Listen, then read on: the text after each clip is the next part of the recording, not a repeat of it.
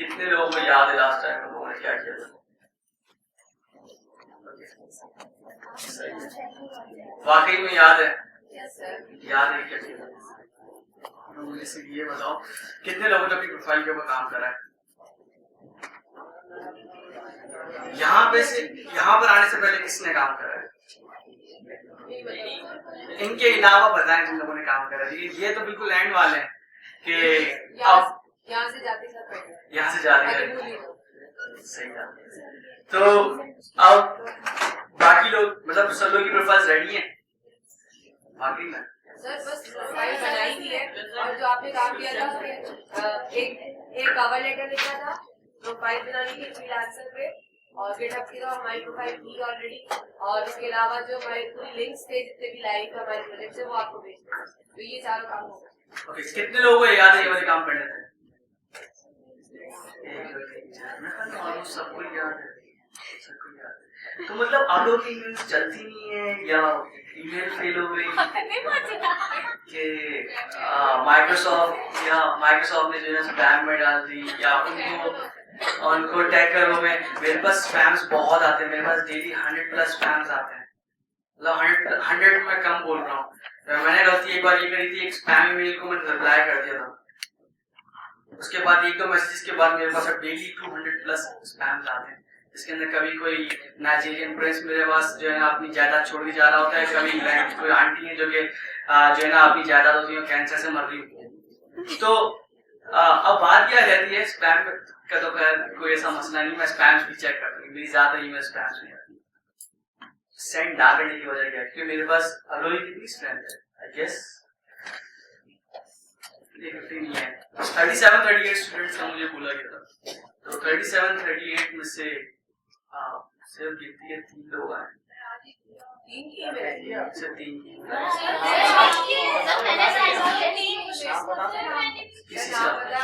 मुझे नाम याद नहीं है। मैंने अभी 2 बजे 1 बजे तक तो मैंने चेक करा है।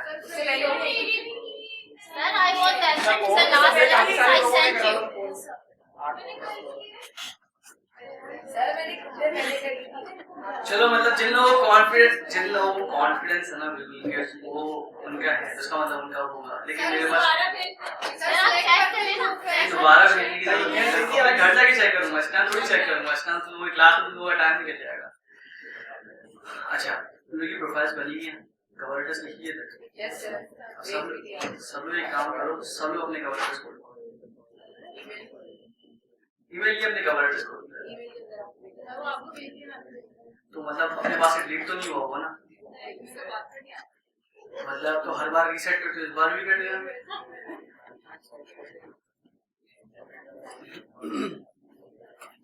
ओके, अब मुझे आप लोग ये बताओ लास्ट टाइम क्या पढ़ा था? एग्जैक्ट वो चीजें जो कि मैंने एक तरह से समझाने की कोशिश करी थी। तो सबसे पहले क्या चीज पढ़ी थी?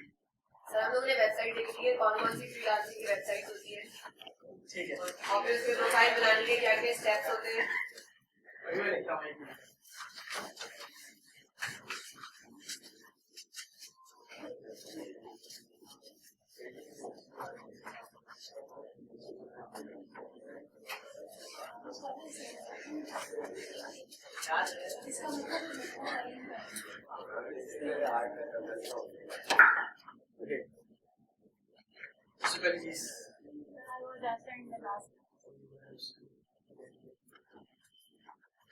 सबसे पहली चीज क्या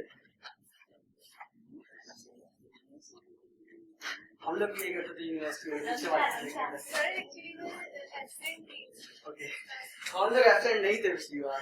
मतलब कौन लोग एब्सेंट थे?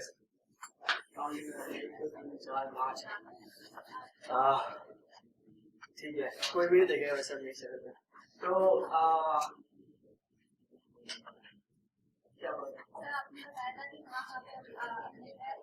सबसे पहला स्टेप अकाउंट्स, वो बात की चीज थी। मैं एक्चुअली मतलब पूरा जो लेक्चर है ना वो विदिन 10 मिनट समराइज करना चाह रहा हूँ। मुझे जो है ना याद नहीं है, ठीक है, मैं भूल गया, मैं फ्रीलांसिंग करना भूल गया। तो I just want to learn from you guys, क्योंकि अगर आप लोग मुझे अच्छी तरीके से समझाया तो मुझे ये लगेगा कि मैंने शायद कोशिश अपनी थोड़ी बहुत सही करी थी। तो सबसे पहले क्या किया था हम लोगों ने? आपने स्टूडेंट से पूछा था कि कौन कौन करता है फ्रीलांसिंग, और आपने मतलब ये सजेस्ट किया था कि डायरेक्ट जो है स्टूडेंट को अपना पे नहीं जाना चाहिए, फ्रीलांसिंग से स्टार्ट करना चाहिए। बोर्ड के पर्सपेक्टिव से बात कर रहा हूँ, तो ओवरऑल पूरे के 3 घंटे लग जाएंगे। ठीक है, फ्रीलांसिंग के प्लेटफॉर्म्स क्या कहते हैं? अपर, फाइवर, कौन है फ्रीलांस वाला? ठीक है, फ्रीलांस है। ठीक है, कौन है चंडी का? ठीक है, इसका क्या किया था? पहले के दो तरह की फ्रीलांसिंग प्लेटफॉर्म होते हैं, एक जिसमें जो है ना आप दुकान लगा के बैठते हो, क्लाइंट आपके पास आता ये दुकान कौन सी है? है, आप दुकान लगाते हो अपना वेबसाइट में दुकान कौन सी है? एप्लीकेशन, आपका अपवर्क दुकान नहीं है, फ्रीलांसर और फाइवर। सिर्फ फाइवर दुकान है। अभी लोगों ने फाइवर को पढ़ा नहीं है, मैंने सिर्फ एक जनरल एग्जांपल दी कि फाइवर एक तरह से दुकान है। दूसरा बोलते हैं कि आप क्लाइंट अपना अपने रिक्वायरमेंट पोस्ट करके और आप देख सकते हो कि आपको काम कर सकते हैं। ठीक है, अपवर्क के अंदर किस, अभी फिलहाल अपवर्क को लेकर चलते हैं, फ्रीलांसर भी छोड़ो अभी। अपवर्क के अंदर किस तरह की जॉब्स होती हैं? क्लाइंट पोस्ट करके जल्दी जल्दी दो टाइप्स की जॉब्स हैं।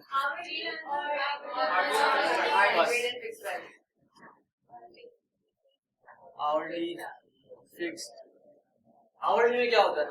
और आवर आपको ट्रैक किया जाता है, आपके काम को ट्रैक किया जाता है, और आवर जितने क्लिक्स होते हैं, जितने माउस क्लिक्स होते हैं, ओवरऑल बटन उसके हिसाब से। ट्रैकिंग के बाद क्या होता है?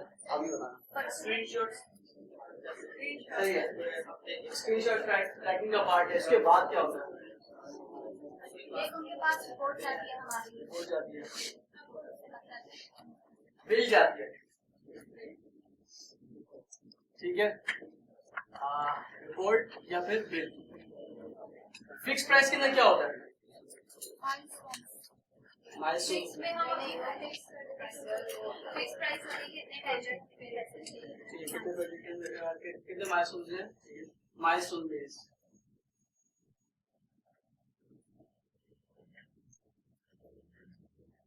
इसके बाद क्या होता है? माइलस्टोन के बाद पेमेंट होती है। नहीं, पहले वो होती है, पहले आप अपनी वेबसाइट देते हो उसको, मतलब सबमिट करते हो आप, उसके बाद फिर पेमेंट। पेमेंट। हाँ, वो नेक्स्ट फेज है, वो एक्चुअली में काम का ही है, काम का फेज है। जब आप ट्रैक कर रहे हो, काम कर रहे हो, तो उसके बाद आप बिल सेंड करते हो। देन नेक्स्ट चीज, अब किस तरह की जॉब्स होती हैं? फिक्स प्राइस जॉब्स के ऊपर क्या होता है? क्या करना पड़ता है लोगों को?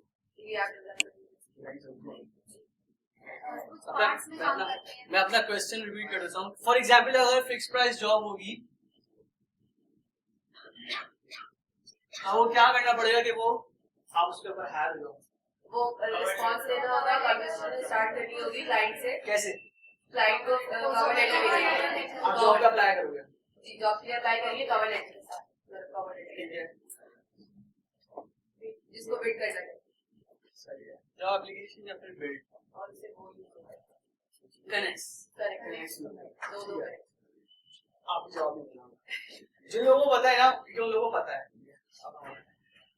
बिल्ड कैसे होती है, बिल्ड के अंदर कनेक्ट कर चुके हैं। देन सेकंड पार्ट क्या लगता है उसको?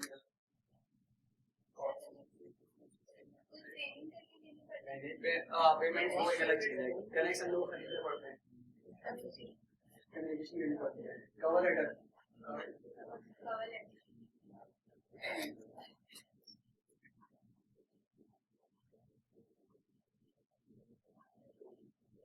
ठीक है, यही है ना जो मेन चीजें। बाकी उसका एक कवर लेटर किस तरीके से लिखना है, फिर उसके बाद मैंने आप लोगों को बोला था कवर लेटर किस तरीके से लिखते हैं, एंड देन वो सारी चीजें। आप जो है ना, अब आप सब लोग अपने कवर लेटर निकालो, एंड देन हम लोग कोई भी कवर लेटर ले लेते हैं, एंड देन यहाँ पे एक छोटा सा रोल प्ले कर लेते हैं कि एक बंदा क्लाइंट बनेगा, एक बंदा जो है ना वो फ्रीलांसर बन के अपने उस कवर लेटर के साथ जो उसने टाइप करा ना सेल आउट करने की कोशिश करेगा। ठीक है, आप सब लोग अपने कवर लेटर निकालो। फरहान रिकॉर्डिंग ऑन है, रिकॉर्डिंग ऑन है।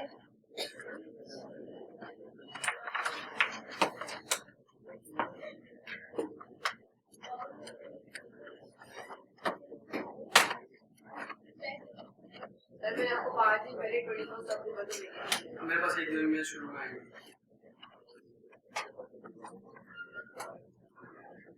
सब लोग कवर लेटर आ गया, ठीक है। अब कोई एक बंदा है जो कि आके अपना कवर लेटर रीड करे, कोई भी एक बंदा, ठीक है। और इसमें चैलेंज ये है कि जिस बंदे का कवर लेटर है ना वो एक्चुअल में क्लाइंट बनेगा, ठीक है, एक्चुअल में क्लाइंट बनेगा, वो फ्रीलांसर बनेगा। एंड देन मैं जो उस बंदे का कवर लेटर है मैं उसको उस क्लाइंट को बोल के दे दूंगा। एंड देन एक जनरल रिस्पॉन्स की ओर बात करेंगे कि उसका रिस्पॉन्ड क्या होगा, क्योंकि मैंने कवर लेटर देखा नहीं है। और किसी को याद है लास्ट टाइम कौन से सेक्शन से आप रिएक्ट या वर्डप्रेस? रिएक्ट वाला, ठीक है। तो फॉर एग्जांपल रिएक्ट का हमारे पास एक कवर लेटर है और मैंने जॉब क्या बोली थी? I want a react.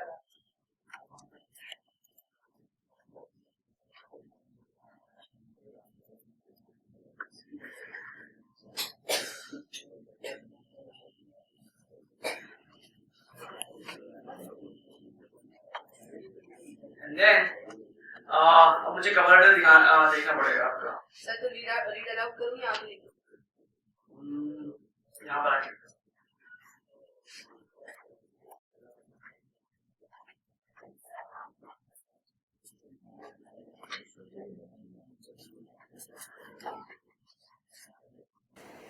Web link तो नहीं नहीं, ये कंप्लीट के ऊपर ही है और है ये बस आई बी हैप्पी टू हेल्प।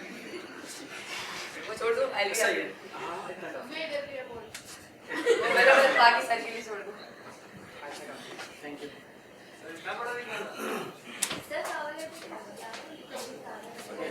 तो अब सबसे पहले आप लोग ये बताओ, आप लोगों का कवर लेटर कैसा लगता है? अपने पर्सपेक्टिव से बताओ कैसा, क्योंकि खुद लोग का भी ऐसे ही होगा। अच्छा लगता है, ठीक है। अच्छा लगता है, बुरा लगता है, नॉर्मल लगता है, क्लाइंट रिस्पॉन्ड कर देगा, क्या करेगा? सर क्लाइंट इतना बड़ा नहीं पड़ेगा, तो शॉर्ट डिस्क्रिप्शन में देना चाहिए। सर पहले इंट्रोड्यूस कराना था अपने आप को।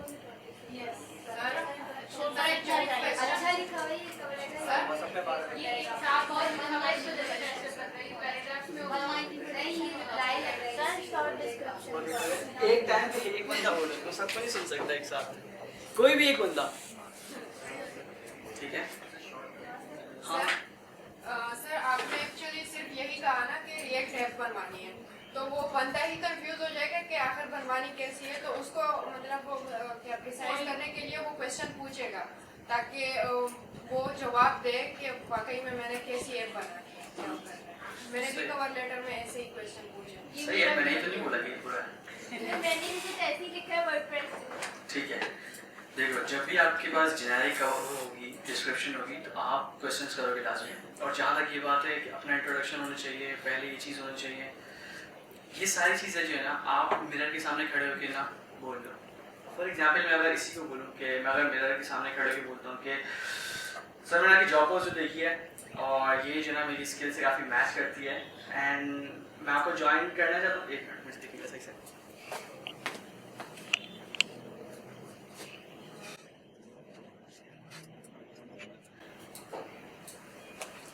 ठीक है, अगर मैं इसका रोल प्ले करूँ तो इसके अंदर ये होगा कि सर मैंने आपकी जॉब पोस्ट देखी है, रिएक्ट क्या कोई ऐप बनवानी है और ये मेरी क्वालिफिकेशन से काफ़ी मैच करता है, लेकिन मेरे पास कुछ क्वेश्चंस हैं जो कि क्वेश्चंस मैंने लिस्ट डाउन कर दिए हैं।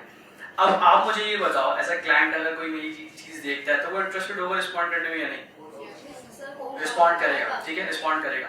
अब इसी के अगेंस्ट में फॉर एग्जांपल ये अकेला बंदा नहीं था जिसने ये वाला पैटर्न फॉलो करा, क्योंकि आप लोग यहाँ पे 30+ स्टूडेंट्स हो। तो फॉर एग्जांपल अगर रिएक्ट वाले हैं 15 लोग हैं और एक उनको जॉब मिल गई कि हम लोग यहाँ पे अब कुछ टाइम में वेट करना शुरू करेंगे, तो अगर 15 लोग हैं एक ही टाइम के ऊपर एक ही जॉब के पोस्ट कर रहे हैं, वो कवर लेटर अप्लाई कर रहे हैं, तो अब क्या लगता है किस तरीके से एज आएगा? वैसे सर बहुत सारे लोग होते हैं, जब मैं वो ट्राई कर रही थी देख रही थी, बहुत सारे लोग होते हैं। वो बहुत सारे तो होते हैं, लेकिन मैं तो पर्टिकुलर यहाँ की बात कर रहा हूँ, क्योंकि अगर क्लाइंट ऑनलाइन बैठा हुआ है तो उसको यहाँ से ही एग्जैक्ट कुछ टाइम में 1 आवर के स्पैन के अंदर ना उसको एक ही तरह के कवर लेटर्स मिलेंगे। एक ही तरह के कवर लेटर्स इस सेंस में नहीं होंगे कि उसके अंदर सारे क्वेश्चन से होंगे। अगर तुम लोग क्वेश्चन सेम रखते हो तो प्लीज़ नहीं करना, तुम लोग के इंडिविजुअल प्रोफाइल्स हैं, दोस्तों के साथ अगर काम करते हो वो एक अलग चीज़ है, लेकिन कॉपी पेस्ट नहीं करना इवन क्वेश्चंस भी, अपने अपने क्वेश्चंस बनाओ, दिमाग लगाओ थोड़ा सा। तो अब बात ये रहती है कि क्वेश्चंस तो आएंगे, लेकिन जब इतने सारे कवर्स एक जैसे होंगे तो एज कैसे आएगा? सर जो प्रोजेक्ट्स की लिंक्स दिए होंगे ना, जो रेलेवेंट होंगे, उसके बाद जो चीजें मैच कर रही होंगी उसका, जैसे यहाँ पर तो मेंशन नहीं था कि कैसे रिएक्ट ऐप चाहिए, लेकिन अगर कोई चीज वहाँ पे मेंशन होगी, जैसे आपने पहले बताया था कि user sign in sign up वाली चीज हो या कोई भी ऐसी चीज जो मैच हो रही होगी, तो वो ज्यादा अट्रैक्ट करेगी। ठीक है, अब वही बात आ गई कि इतने सारे जब कवर्स होंगे तो कैसे आएगा? एक बंदे ने ये चीज फॉलो कर ली, बाकी प्रोजेक्ट से आएगा, बाकी प्रोजेक्ट से आएगा, ठीक है, पोर्टफोलियो से आएगा, एंड देन फिर आपका अपना इंट्रोडक्शन भी आएगा। ये मैंने भी यही बताया था कि आप अपने आप पे फोकस तो करो, लेकिन बहुत कम, ज़्यादा नहीं, ठीक है। इस वाले कवर लेटर में बिल्कुल सही है, अगर मैं जेनेरिक की बात करूँ सही है कवर लेटर, इसमें थोड़ी सी जो चीज़ मिसिंग लग रही है वो आपका अपना इंट्रो है, क्योंकि आप क्लाइंट को बता तो रहे हो, ये सिर्फ क्वेश्चन कर रहे हो आप क्लाइंट से, लेकिन आप अपने बारे में नहीं बता रहे। तो ये यूजुअली ये भी होता है फ्रीलांसर के ऊपर या अपवर्क के ऊपर। अपवर्क के ऊपर वैसे ये बहुत ज़्यादा नहीं होता, लेकिन होता है कि मल्टीपल लोग हैं ना वो एक ही प्रोफाइल से बिल्ड कर रहे होते हैं, एंड यूजुअली ये होता है कि एक कंपनी ने एक इंडिविजुअल फ्रीलांसर की प्रोफाइल बना ली एंड देन वो बिल्ड कर रहा है। जब ऐसा होता है तो जो बिजनेस डेवलपमेंट मैनेजर है वो आके बिल्ड कर रहा होता है, जबकि उसके बाद उसको कुछ नहीं पता होता, टेम्पलेट्स यूज करता है, बाज़ बात क्वेश्चन भी कर देता है। तो वहाँ पे ना आप अपना इंट्रोडक्शन दोगे कि आप मतलब किस तरीके से काम कर रहे हो, कितने सालों से काम कर रहे हो, किन चीज़ों पे काम करा हुआ है। ओवरऑल अगर मैं ये बोलूँ तो ये कवर लेटर सही है। बस मैं ये बोलूँगा कि क्लाइंट को ना आपके क्वेश्चंस तक पहुँचने में 3 से 4 लाइन की रीडिंग चाहिए थी। मैं ये रिकमेंड करूँगा हाई के बाद फौरन से क्वेश्चन निकालना फॉर एग्जाम्पल, और ये मेंशन कर दो कि यार क्लाइंट आपने जो है ना इसमें चीज़ें डिस्क्रिप्शन ऐड नहीं करी थी, इस वजह से मैं क्वेश्चन पूछ रहा हूँ। यूजुअली मैं करता हूँ, मैं ये बोलता हूँ कि यार जब आपके पास इतनी सारी डिस्क्रिप्शन मेंशन नहीं है तो मेरे पास कुछ क्वेश्चंस हैं, ये फर्स्ट लाइन के अंदर लिखना ताकि, और वो बुलेट पॉइंट्स में करता हूँ। यूजुअली मैं बुलेट पॉइंट्स का फॉर्मेट यूज़ करता हूँ, वो रीडेबल होता है, वो ज़्यादा जो है ना साइन मतलब थोड़ा सा आई कैचिंग होता है। तो ये चीज़ें क्वेश्चंस आप लाजमी करोगे, क्वेश्चंस के अंदर कर रहे हैं। क्वेश्चंस के साथ साथ ना आप कोशिश करो कि अपना पोर्टफोलियो का जो लिंक है उसको इस चीज़ से डिस्क्राइब करो कि वो प्रोजेक्ट से कैसे मैच करता है। तो इसकी एग्जांपल बिल्कुल इसी तरीके से ले लो। एक बंदा है, क्लाइंट है, उसने बोला मुझे एक रिएक्ट की ऐप चाहिए, इसके अंदर यूजर जो है ना मेरे पास मैनेज होंगे, या स्नैपचैट फॉर एग्जांपल, स्नैपचैट की ऐप मुझे बनवानी है, स्नैपचैट की ऐसी आपने स्नैपचैट बनाई नहीं, हाँ स्नैपचैट बनाई नहीं, लेकिन उसने बोला था कि मुझे रिएक्ट नेटिव के ऊपर चाहिए। लेकिन रिएक्ट नेटिव के ऊपर अगर बिल्कुल बेसिक ऐप भी होगी तो उसके अंदर यूजर काम तो हो रहा होगा ना, यूजर ऐड हो रहे होंगे, यूजर डिलीट हो रहे होंगे, ये वाली सारी चीज़ें हो रही होगी। आप वहाँ पे नई चीज़ मेंशन कर दो कि जो आपकी स्नैपचैट वाली ऐप है उसके अंदर यूजर का काम तो हो रहा है, जो लाजमी सी बात है, होगा, कोई ऐसी जगह नहीं होगी जिसके अंदर यूजर्स की मैनिपुलेशन नहीं होगी। आप वहाँ पे मेंशन करो कि मैंने एक्जैक्टली अपनी ये वाला पोर्टफोलियो है जिसके अंदर मैंने यूजर के ऊपर काम किया हुआ है। वहाँ पे जो है ना क्लाइंट का इंटरेस्ट गेट होगा, वहाँ पे आपकी जो नई चीज़ उठ कर आएगी। और बात वही वाली बात की, इतने सारे बंदे में एक टाइम पे बिल्ड कर रहे होंगे तो वहाँ पे आपका कवर लेटर उठेगा कैसे? आपने कवर लेटर उठाओगे अपने क्वेश्चंस का वही पोर्टफोलियो लिंक्स के साथ। आपका जितना स्ट्रॉन्ग पोर्टफोलियो होगा और किस तरह से आप उसको रिप्रेजेंट करोगे वो क्लाइंट को बताएगा कि यार ये बंदा मेरे लिए कितना फायदेमंद है। ठीक है, ये वाली चीज़ है कवर लेटर के बाद। ऑफर का पूरा ओवरऑल जो ओवरव्यू वो यही है कि आप ज्वाइन करते हो वेबसाइट, आप साइन अप करते हो एज अ फ्रीलांसर या एज अ क्लाइंट। अगर एज अ फ्रीलांसर करते हो तो आप जॉब्स के ऊपर बिल्ड करते हो, कवर लेटर देते हो, आवरली रेट देते हो, देन क्लाइंट को अगर समझ में आ गई चीज़ें तो फिर वो आपको हायर करता है, काम करवाता है, पेमेंट कर देता है। बस यही सारी चीज़ें हैं। और इस एडिशनल चीज़ें जो हैं वो आपके डिस्प्यूट्स हैं, जो कि जब डिस्प्यूट्स आएंगी ना मैं तब बताऊँगा, उससे पहले बताने का फ़ायदा नहीं, आपके लोगों को जहन से निकलेगा। ठीक है, डिस्प्यूट्स हैं, उसके बाद टर्म्स एंड कंडीशंस की वायलेशन है जो कि इंपॉर्टेंट है, वो बताता हूँ। टर्म्स एंड कंडीशंस की वायलेशन है और इसी के साथ साथ जो प्रोफाइल अप्रूवल का जो मसला है वो चीज़ है। अब टर्म्स एंड कंडीशंस की अगर हम लोग बात करें तो अपवर्क जो बनी है वो सिर्फ और सिर्फ हेल्प करने के लिए बनी है। ठीक है, अगर एक बंदा किसी सामने वाले की हेल्प करता है कनेक्ट करवाने के लिए एजेंट्स को, रियल एस्टेट एजेंट की अगर मैं एग्जाम्पल दूँ, आप लोगों ने कभी किसी एस्टेट एजेंट के साथ मतलब घर खरीदा है? ये घर खरीदा है, किस तरीके से काम करता है रियल एस्टेट? मिडिल मैन होता है वो। ठीक है, मिडिल मैन उनके पास जाते हैं और उनको बताते हैं हमारी इस एरिया में ये रिक्वायरमेंट है, रूम्स ये वो। फिर उसके पास जो भी मतलब ओनर्स ने अपने घर लिस्ट करवाए होते हैं तो उसके साथ जो मैच कर रहा होता है हमारी रिक्वायरमेंट्स को, तो हमें वो घर ले जाके दिखा देते हैं और कुछ कमीशन ये पॉइंट था, वो खुद जाता है लेके। ठीक है, वो खुद जाता है। और ऐसा किसी ने करा है कि फर्स्ट टाइम वो क्लाइंट के साथ या बंदों के साथ जो घर जो सेल आउट करना चाहते हैं उनके पास गया, देन नेक्स्ट टाइम जो है ना वो डायरेक्ट पहुंच गया? करते हैं लोग। रियल एस्टेट एजेंट का रिस्पॉन्स कैसा होता है? गुस्सा आता है उसको, ठीक है। तो एक नॉर्मल चीज थी, आपने जिसको बाईपास कर दिया तो जाहिर सी बात है चिढ़ गया वो। यही चीज ना अपवर्क करता है। अपवर्क सिर्फ एक मिडिल मैन है जिसका काम है क्लाइंट और फ्रीलांसर को कनेक्ट करना। और इसकी सबसे बड़ी जो वायलेशन है वो ये है कि क्लाइंट और फ्रीलांसर बाहर निकल जाए। अब उसे कैसे पता चलता है? अपवर्क ने डायरेक्ट तो कोई कांटेक्ट नहीं दिया हमारे क्लाइंट का, आपको कुछ भी नहीं दिखता। अगर क्लाइंट तस्वीर लगाए तो दिखेगी, सिर्फ शहर दिखेगा।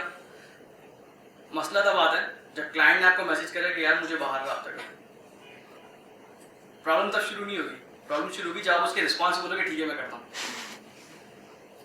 ऐसे आप करोगे ना विदिन 15 डेज आपका अकाउंट सस्पेंड हो जाएगा, क्योंकि अपवर्क कोई बंदा तो है नहीं, ठीक है। हर 15 दिन बाद इसकी जो है ना वो एवेल्यूशन होती है कि किस तरीके से लोग चल रहे हैं, वहाँ पे मैसेजेस फ्लैग हो जाते हैं। एग्जैक्टली फाइवर में भी यही होता है कि अगर आप फाइवर की चैट के अंदर क्लाइंट को किसी दूसरे प्लेटफॉर्म का नाम बोलो तो वो फाइवर ब्लॉक का मैसेज उसमें लेकर जाएगा स्पैम में, एंड देन वो 1-2 दिन के बाद जो है आपका अकाउंट डिसेबल कर देंगे। लेकिन जो जुगाड़ी होते हैं वो ऐसा भी तो करते हैं, मुझे नहीं पता कि अब कितना मैं जुगाड़ी बता रहा हूँ, जुगाड़ी कैसे होता है। वर्ड डॉक्यूमेंट में सारा अपना मैसेज डिटेल्स वगैरह लिख के वो फिर हाँ ये करते हैं। यही तो वजह है कि फिर अपवर्क ने हम लोगों के ऊपर पाबंदियां लगाई हैं, हमारी प्रोफाइल से प्रूव नहीं करता वो, क्योंकि अपवर्क को पता है कि हम लोग कोई भी नई चीज लेकर आते हैं, हम लोग हम लोग उसको कुछ ना कुछ करके उससे जो है टर्न आउट निकाल लेते हैं। तो ये वाली चीजें होती हैं। मैं इतना दूर भी जाऊँ, मेरा अपने दोस्त ने वाली हरकत करी थी कि उसने जो ना प्रोजेक्ट की डिटेल्स थी वो एक सेपरेट डॉक्यूमेंट के अंदर गूगल ड्राइव में अपलोड कर दी थी, एंड देन वहां पे उसने नीचे मेंशन किया था कि यार बाहर तो वहां पे तो वो बच गया। सर लेकिन इससे क्या फायदा होता है, क्यों बाहर निकाल? हाँ क्यों फायदा होता है? अपवर्क जो है जैसे आपका मिडिल मैन है, वो कमीशन रखता है, कमीशन रखता है, तो अपवर्क भी रखता है, अपवर्क 20% रखता है। तो अभी सिर्फ 20 के ऊपर खत्म नहीं हुआ अपवर्क। हाँ फुल नहीं, मैं अगर मुझसे कोई फुल कमीशन मांगेगा तो मैं तो नहीं दूंगा, वो उनका मेरे ख्याल में 2% होता है। खैर अपवर्क जो कमीशन काटता है, अपवर्क काटता है 20%, 10% एंड देन 5%। वो किस पे होता है?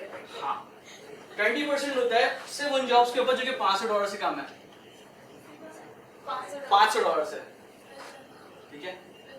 $500 से ऊपर जो आपका बजट चला गया, क्लाइंट के साथ काम करने का हो गया कि आपने क्लाइंट के साथ काम करा है प्रीवियस प्रोजेक्ट के अंदर भी, अभी भी जिसकी ओवरऑल अर्निंग 500 से ऊपर चलेगी तो अपवर्क उसको 10% के ऊपर लेकर आ जाएगा, ठीक है। तो 501 से लेके 5000 तक, आई गेस 5000 ही है, वहाँ पे 10% कटेगा। और अगर आपका कोई क्लाइंट ऐसा आगे जिसको 5000 से ऊपर आपने काम करा हुआ है तो वहाँ पे अपवर्क $5 चार्ज करेगा। ये जो ओवरऑल अर्निंग है, हाँ ओवरऑल Overall है पर प्रोजेक्ट नहीं ओवरऑल अर्निंग है। फॉर एग्जाम्पल क्लाइंट ने काम कर रहा है आपसे $100 का, देन उसके बाद नेक्स्ट टाइम वो $100 का, 5-6 प्रोजेक्ट्स हो गए, तो जब आपकी ओवरऑल अर्निंग उस क्लाइंट के $500 से ऊपर से जाएगी ना तो वो 10% के ऊपर आ जाएगा। पहले लोग एक्चुअली में 10% ही था, 10% ही हमसे काटते थे, 10% क्लाइंट से काटते थे। लेकिन फिर होता ये था कि बाज़ औक़ात नहीं करता क्लाइंट पोस्ट, इतनी ज़्यादा बजट के ऊपर नहीं जाता, छोटे छोटे प्रोजेक्ट्स करवा के निकल जाते हैं, तो फिर अब वर्क ने अगर 20% रखना शुरू कर दिया। सर ओवरऑल का क्या मतलब, हर प्रोजेक्ट की तो पेमेंट उस प्रोजेक्ट के साथ हो जाएगी ना, तो उस प्रोजेक्ट में वैसे टिके आएंगे या ओवरऑल का क्या मतलब? ओवरऑल जो है स्पेन ये 1 मंथ का होता है, 1 ईयर का होता है, 6 लाइफ टाइम मैं बता रहा हूँ एग्जैक्टली। अब लाइफ टाइम फॉर एग्जाम्पल मेरे पास एक क्लाइंट है तुर्की का, ठीक है, तुर्की का क्लाइंट है, उसने मुझसे सन 2017 के अंदर काम करवाया। फॉर एग्जाम्पल उसने काम करवा लिया $1000, समझ गए, $1000 नहीं गया, 150 का, ठीक है। अपवर्क ने काटी 20%। क्यों 20%? तो 501 से 5000 है, तो ये अभी 150 है नहीं, लेस देन तो लेस देन 500। हाँ ठीक है, $150 से काम करवाया, देन उसने दोबारा एक प्रोजेक्ट दिया और वो था 200 का। ओवरऑल अर्निंग कितनी हो गई? अच्छा 350 हो गई। अपवर्क ने दोबारा काटा 20%, ठीक है, दोबारा उसने काम दिया, ये फॉर एग्जाम्पल चला गया 150 का, ठीक है, ओवरऑल अर्निंग कितनी हो गई 500।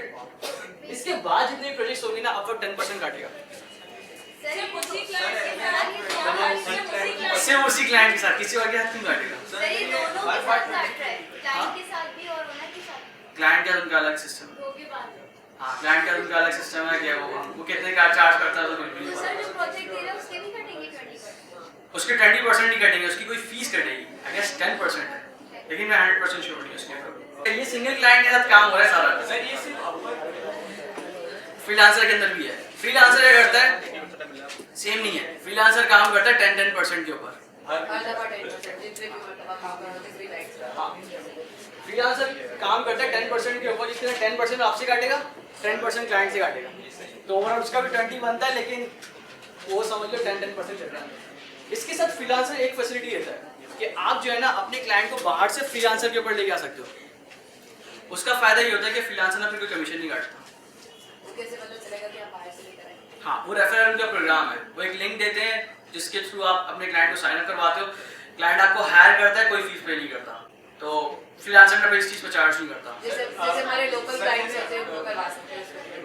जैसे लोकल आते ही नहीं है, लोकल डॉलर्स में डील ही नहीं करते। हाँ, लोकल डॉलर्स में डील ही नहीं करता, जो मेरा अपना एक्सपीरियंस है, वो प्रेफर करता है कोई इजी पैसा करवाता है। चीट इस तरीके से कह सकते हैं कि अगर आप लोकल के साथ काम कर रहे हो तो आपके चीट के ज़्यादा चांसेस हैं, क्योंकि अगर वो पैसे लेके भागे तो आपका एक हेडेक है, ये फिर आप उससे निकल पाओ किसी तरीके से, उसका काम रोक दो। जैसे हमारे दोस्त ने किया था कि उसकी वेबसाइट के ऊपर एक विजिबिलिटी लगा दी थी कि 60 डेज बाद जो है ना वो 0 के ऊपर हो जाएगी, ठीक है, वो रोजाना पॉइंट कुछ कम होती थी, तो 60 डेज बाद उसकी वेबसाइट गायब हो जा रही थी। अब वो नॉन टेक्निकल बंदा था, उसको पता नहीं था, वो दोबारा फिर कॉन्टैक्ट करेगा, यार ये गायब हो गई वेबसाइट। तो ये चीज़ है, मतलब आपके पैसे थोड़े से फंसे हुए होते हैं जब आप डायरेक्ट डीलिंग करते हो।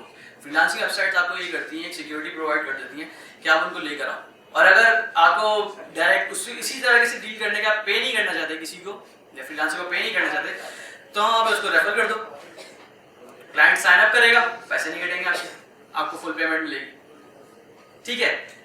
टर्म्स एंड कंडीशंस की वॉल्यूशन ये है कि आप अपने क्लाइंट को बाहर लेके जा रहे हैं किसी तरीके से, और अपवर्क को पता चल जाता है, यूजुअली अपवर्क को पता चल जाता है। इस तरीके से जो डॉक्यूमेंट वाला तरीका है ना, उसमें भी हो जाता है, पकड़े जाते हैं, क्योंकि बाज़ अगर उसमें वो लोग भी आते हैं जो कि एक्चुअल में वाली हरकतें नहीं करते। सिर्फ मेरे साथ अपनी प्रीवियस प्रोफाइल के अंदर हुआ था कि मैंने काम करना बंद कर दिया था, सन 2014 की बात है, जब मेरे पेपर्स चल रहे थे बैचलर्स के, तो मैंने काम करना बंद कर दिया। 2 साल तक मेरी प्रोफाइल इनएक्टिव रही, और उन्होंने इस स्पेस के ऊपर सस्पेंड कर दी कि आपने काम कुछ भी नहीं करा और आपने क्लाइंट को बाहर ले काम करा।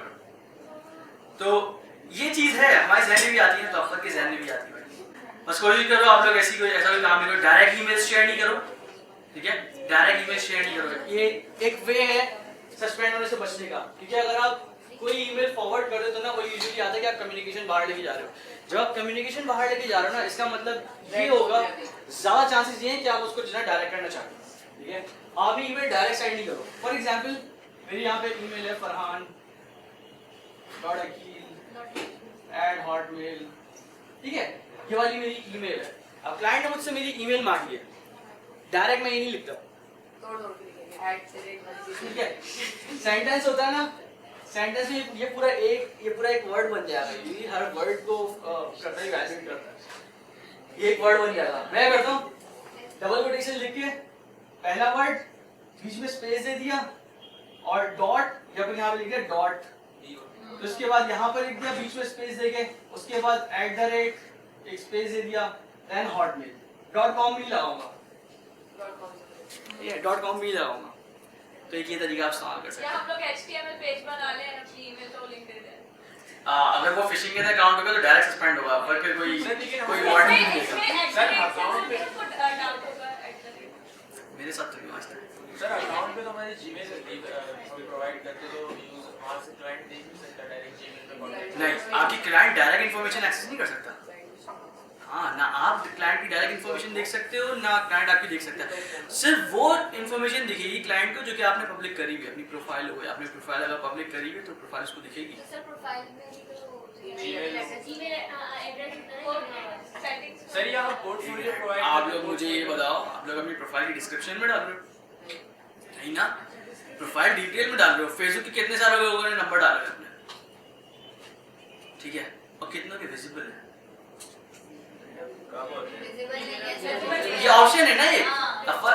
फेसबुक आपको ऐसा तो नहीं कर रहा ना कि आपने नंबर डाला हुआ तो आपका कोई भी बंदा आके देख ले, ऐसा तो नहीं ना। अपवर्क यही करता है, वो जो आपकी डिटेल्स हैं, ईमेल जो है वो अपवर्क के लिए, किसी क्लाइंट के लिए नहीं है सर। और हम जो पोर्टफोलियो प्रोवाइड कर रहे हैं, हमारे पोर्टफोलियो में तो सोशल लिंक्स होते हैं। पोर्टफोलियो में सोशल लिंक्स होते हैं। फॉर एग्जांपल सर जीमेल या फिर ट्विटर, इंस्टा हम लोग इंस्टाग्राम का कहाँ से लोग हैं, सर मतलब सोशल लिंक्स हम अपने कॉन्टैक्ट अस का फॉर्म वगैरह मुझे एग्जैक्ट सुना है बोला। लोग ये बोल रहे हो कि अपने पोर्टफोलियो के अंदर सोशल कॉन्टैक्ट्स डालोगे, मतलब फेसबुक का लिंक डालोगे, ट्विटर का डालोगे, क्यों डालोगे? लिंक्डइन समझ में आता है, लेकिन मतलब पोर्टफोलियो में डायरेक्ट लिंक्डइन का मत डालना है, क्योंकि आप लोग किसी और वेबसाइट के ऊपर लेके जा रहे हो, डायरेक्ट क्यों ले रहे हो? अगर आप एज अ सॉफ्टवेयर डेवलपर आप किसी को अपनी प्रोफाइल सेंड कर रहे हो अपनी पोर्टफोलियो के लिए, तो या तो वो गिटहब का लिंक होगा, स्टैक ओवरफ्लो का स्क्रीनशॉट होगा, कोई भी ऐसा लूज एंड नहीं छोड़ो कि अपवर्क को ट्रैक करे। सर अगर गिटहब पर किसी का भी देते हैं, हम भी तो कांटेक्ट कर सकते हैं पोर्टफोलियो। गिटहब का दे दो ना, अपवर्क गिटहब पे जाके थोड़ी चेक करेगा। सर लेकिन कॉन्टैक्ट अस का फॉर्म कॉन्टैक्ट अस का फॉर्म तुम लोग चैट के ऊपर कैसे अटैच करके दोगे? नहीं, प्रोजेक्ट्स में होता है, प्रोजेक्ट्स के अंदर होता है, लेकिन कॉन्टैक्ट अस में ईमेल एड्रेस दिखता वो तुम लोग ऑलरेडी उसको बाहर लेके चले गए, तुम लोगों ने अपना लिंक डाल दिया, ठीक है। फॉर एग्जांपल तुमने अपनी वेबसाइट का लिंक डाल दिया ऐसा पोर्टफोलियो, अब वहां पे तुम लोग जाके कुछ भी करो, ये वही एग्जांपल आ गई जो कि डॉक्यूमेंट के अंदर उसने अपनी इंफॉर्मेशन लिखी हुई थी, तो वहां तो उसको कुछ भी चीज मिल जाएगी, लेकिन डायरेक्ट लिंक तो नहीं दोगे ना। नहीं सर, मतलब बाहर जाने के तरीके, बाहर जाने के तरीके, तुम लोग अभी बाहर जाने के तरीके ढूंढ रहे हो, पहले आ तो जाओ फ्रीलांसिंग प्लेटफॉर्म पे ऊपर। ऐसा हो सकता है भाई बिल्कुल हो सकता है, ऐसा हम लोग करते हैं, ऐसा नहीं ऐसा होता है, हम लोग करते हैं, और यही रीजन है हम लोग बैन होते हैं। प्रॉब्लम इज दैट दूसरी चीजें नहीं समझ रहे हैं, बाहर ले जाने के तरीके देखें। हाँ हम लोग चीट, मतलब ज्यादा हम लोग ज्यादा दिमाग इस चीज के ऊपर चलता है, फोकस हो रहा है चीटिंग कैसे करें। ज्यादा लोग चीटिंग के ऊपर। तुम लोग पहले क्लाइंट के साथ बात करना शुरू करते हो, उसके बाद पोर्टफोलियो के ऊपर आना। डायरेक्ट वैसे कोई भी अपना डायरेक्ट कॉन्टैक्ट शेयर नहीं करना क्लाइंट के साथ। सर कवर लेटर में अपने गिटहब की जैसे लिंक वगैरह भी दें। गिटहब का लिंक दोगे, आप गिटहब का लिंक दोगे, स्टैक ओवरफ्लो के स्क्रीनशॉट्स डाल सकते हो, कोई भी ऐसे स्क्रीनशॉट जिसमें आपकी डायरेक्ट इन्फॉर्मेशन नहीं है, आपसे वो डालोगे, अदरवाइज अपवर्क को चांस नहीं दोगे, साफ सी बात है। क्योंकि आप लोग बिल्कुल ऐसी ही मिसाल लो रियल एस्टेट एजेंट वाली, कि अगर उसकी तरफ से वो किसी बंदे को लेकर आता है और फिर बंदा डायरेक्ट हो जाता है ना, अब रियल एस्टेट वाला तो खैर कुछ भी नहीं कर सकता, अगर वो डायरेक्ट होगा कुछ भी नहीं कर सकता, लेकिन अपवर्क कर सकता है। अपवर्क को जब शक होगा तो आपका अकाउंट वो थोड़ा सस्पेंड करेगा थोड़े टाइम के लिए, फिर वो परमानेंटली बैन कर देगा। और वैसे चीट से हट के 20% के आप लोग बाहर तो लेके जा रहे हो, लेकिन आप लोग उसकी चीज को लॉन्ग टर्म नहीं सोच रहे। अगर आप एक पर्टिकुलर क्लाइंट के 20% बचाने के लिए किसी क्लाइंट को बाहर लेके जाते हो, तो आप उस चीज को थोड़ा सा कॉम्प्रोमाइज कर रहे हो कि जो दूसरे क्लाइंट्स हैं वो आपकी रेटिंग देख के दोबारा से आपको कॉन्टैक्ट करें। आप एक क्लाइंट को बाहर लेके जा रहे हो ना, फॉर एग्जाम्पल उस क्लाइंट ने आपको $500 का काम किया, $1000 का काम किया, और आप उसको बाहर लेके चले गए, उसके बाद आपकी रेटिंग तो खत्म हो गई ना वहां से अपवर्क के, उसके बाद तो कोई प्रोजेक्ट्स नहीं आएंगे। अब लास्ट प्रोजेक्ट जो आपका हुआ होगा वो समझ लो 2 महीने पहले का हुआ होगा, बट आप उस क्लाइंट के साथ काम कर रहे हो बाहर से। अब कोई नया बंदा आता है तो उसको तो ये लगेगा ना कि यार ये मतलब तो 2 महीने से फारिग बैठा है। नेक्स्ट क्लाइंट्स आप यूज कर रहे हैं, तो बजाय इसके कि उनको बाहर लेके जाओ, एक रीजन ये हो सकता है कि ऑफर बहुत ज्यादा स्ट्रिक्ट हो गए, लेकिन आप जितनी अपनी स्ट्रॉन्ग प्रोफाइल बनाओगे आपको उतने ही अच्छे इन्विटेशन आएंगे। सर एक जो स्टार रेटिंग्स है, रेटिंग्स जो की बात है वो सिर्फ क्लाइंट देते हैं या अपवर्क आप अपनी तरफ से भी कुछ बोल रहे हैं? दोनों हैं, आप भी क्लाइंट को रेटिंग देते हो, क्लाइंट भी आपको देता है। अपवर्क तो नहीं प्रोफाइल को रेटिंग्स देता है, यानी बीच में जो वो रियल एस्टेट वाला बंदा है वो दोनों को रेटिंग, वो मतलब बोलता है ये यूजर जैसे स्टार यूजर्स हो जाते हैं इस तरह से। राइजिंग टैलेंट और टॉप रेटेड। राइजिंग टैलेंट का मतलब ये है कि आप बहुत ज्यादा एक्टिव हो, आपने नई प्रोफाइल बनाई है, आप बहुत ज्यादा एक्टिव हो, क्लाइंट के रिस्पॉन्स आ रहे हैं, लेकिन आपने कोई प्रोजेक्ट नहीं करा हुआ फिलहाल के लिए, तो अपवर्क आपको ना मोटिवेट करने के लिए राइजिंग टैलेंट का बैच करवाया था, जिससे कोई पर्क्स नहीं है, ठीक है, जस्ट लाइक अ बैच। ऐसी कुछ करते हैं। हाँ, ऐसी कुछ करने के लिए आपको एक बैच दे दिया कि आप राइजिंग टैलेंट हो। कहीं तो काम आएगा नहीं, किसी चीज में काम नहीं आता, टू बी वेरी ऑनेस्ट किसी भी चीज में काम नहीं आता। ठीक है, मेरी अपनी प्रोफाइल के ऊपर जब मेरी प्रोफाइल जब बंद हुई थी, तो मैंने जब रीएक्टिव करी उसके बाद 1.5 साल बाद, तो विदिन 2 वीक्स मुझे राइजिंग टैलेंट मिल गया था। एक जॉब नहीं करी है मैंने उसके बाद, मतलब राइजिंग टैलेंट तक मैंने कोई जॉब नहीं करी, लेकिन मुझे बैच मिल गया, कोई फायदा नहीं है। नहीं, लेकिन अगर आप टॉप रेटेड हो तो भी आपको फायदा है। टॉप रेटेड का क्राइटेरिया है कि आपको लास्ट के 12 मंथ्स के अंदर एटलीस्ट $1000 की अर्निंग होनी चाहिए।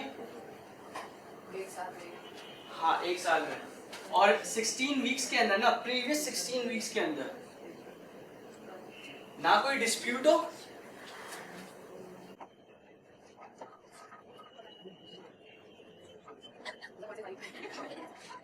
ठीक है, वैसे बता रहा हूँ।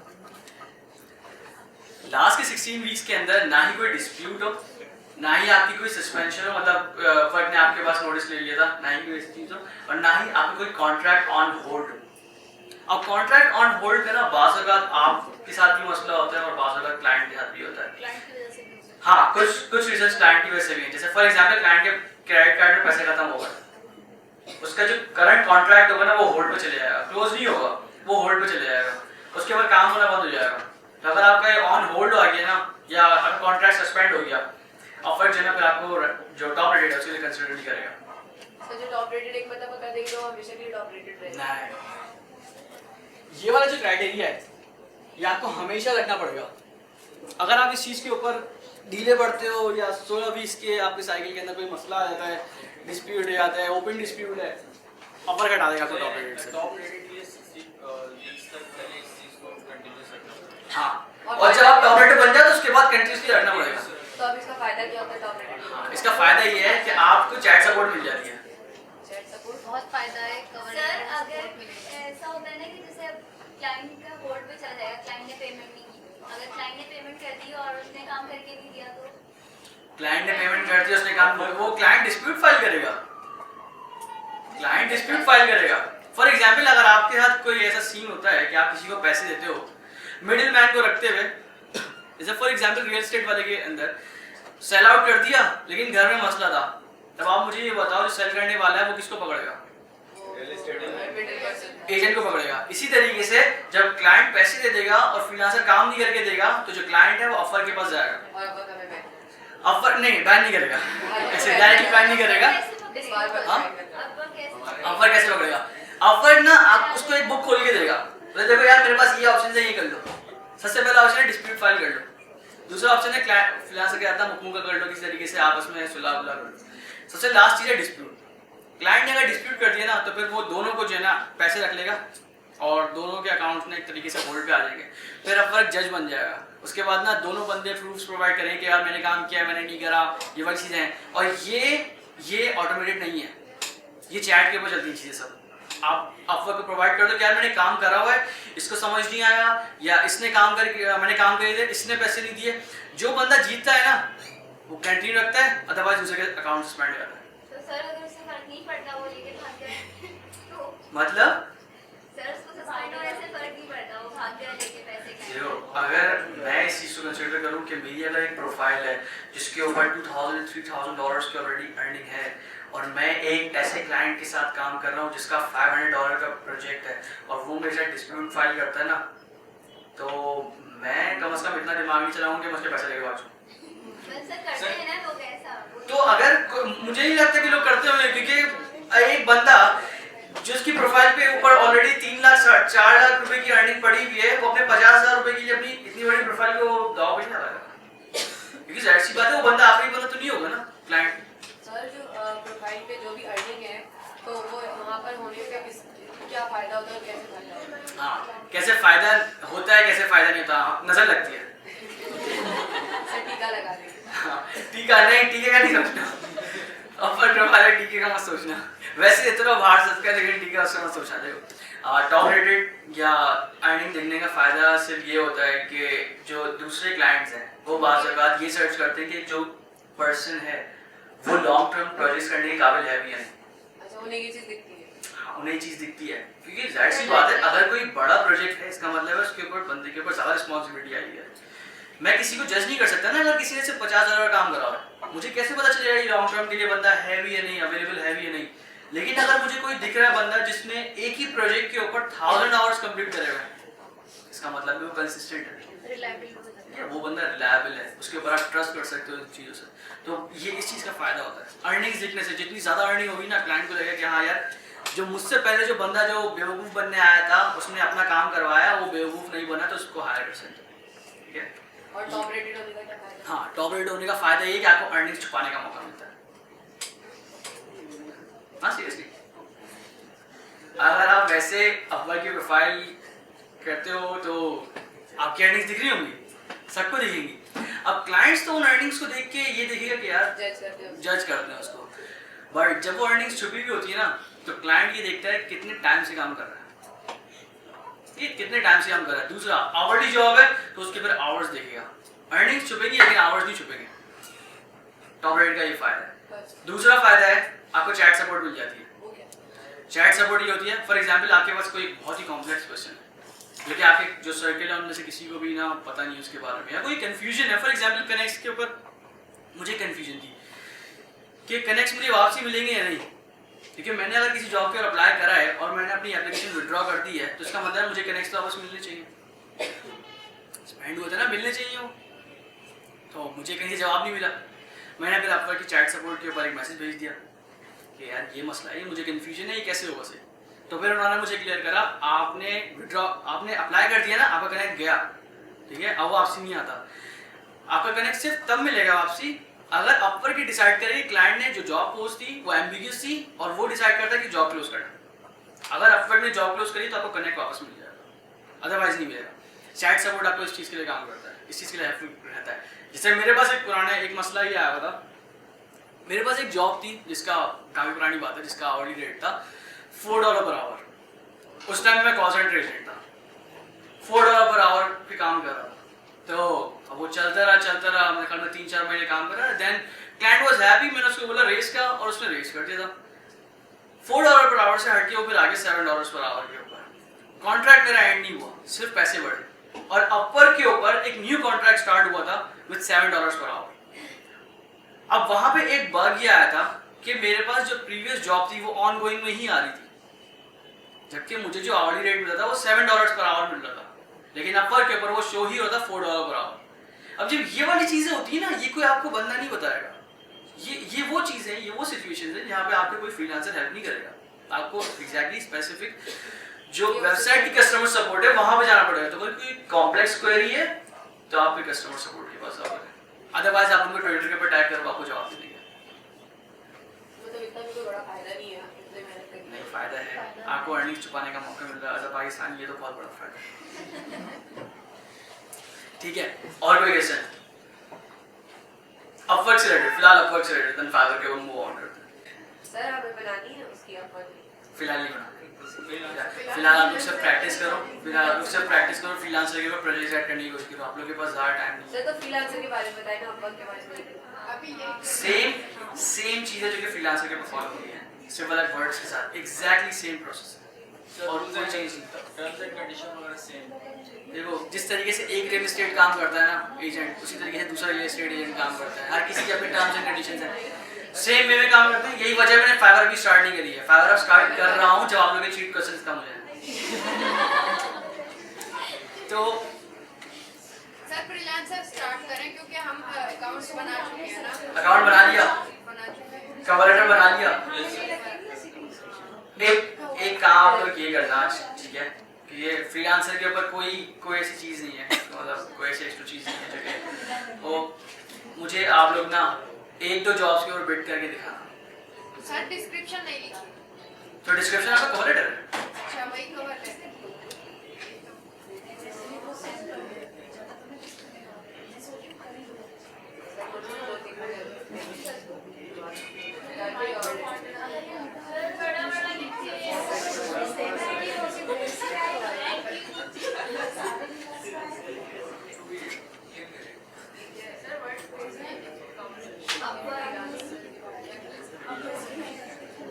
सर आपने फ्रीलांसर के बाद क्या लिखा है अपवर्क से पहले? अच्छा, वो डिस्क्रिप्शन, ठीक है।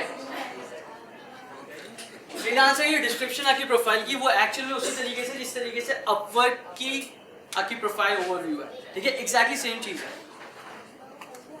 अपवर्क के ऊपर कवर लेटर आता है,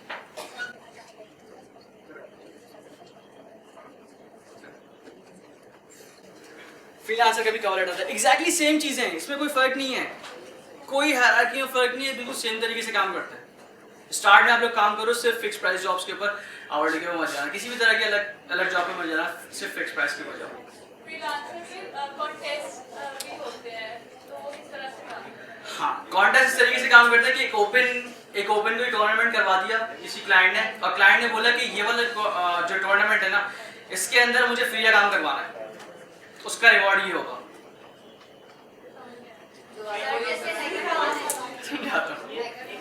आप यूजुअली बिड करोगे किसी भी प्रोजेक्ट के ऊपर, एंड देन उसको काम हायर होने के बाद आप काम स्टार्ट करोगे। अपवर्क के ऊपर इसी तरीके से काम होता है, फ्रीलांसर के ऊपर भी जो नॉर्मल जॉब्स हैं वो उसी तरीके से काम करती है। बट अगर कोई कॉन्टेस्ट है, इसका मतलब है क्लाइंट चाह रहा है कि पहले मुझे काम मिले और मैं देखूंगा 7-8 काम को, जो बेस्ट होगा ना उसको मैं अवार्ड कर दूंगा, और उसका आगे एंड में प्राइस लिखा हुआ होता है, और बाकी सबको कुछ भी नहीं मिलेगा।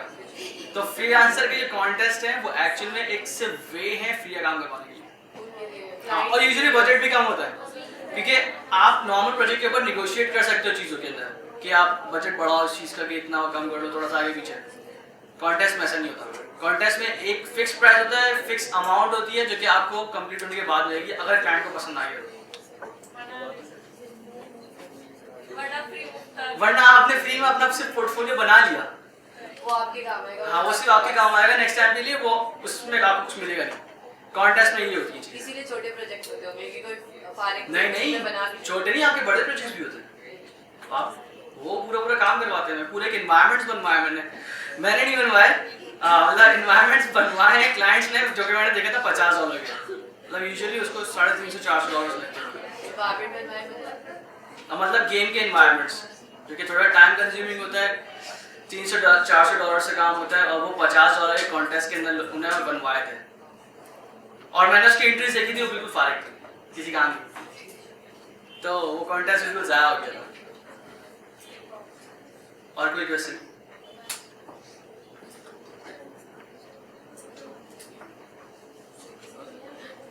ये कोई क्वेश्चन नहीं पूछा, मुझे आवाज किस चीज की आ रही है?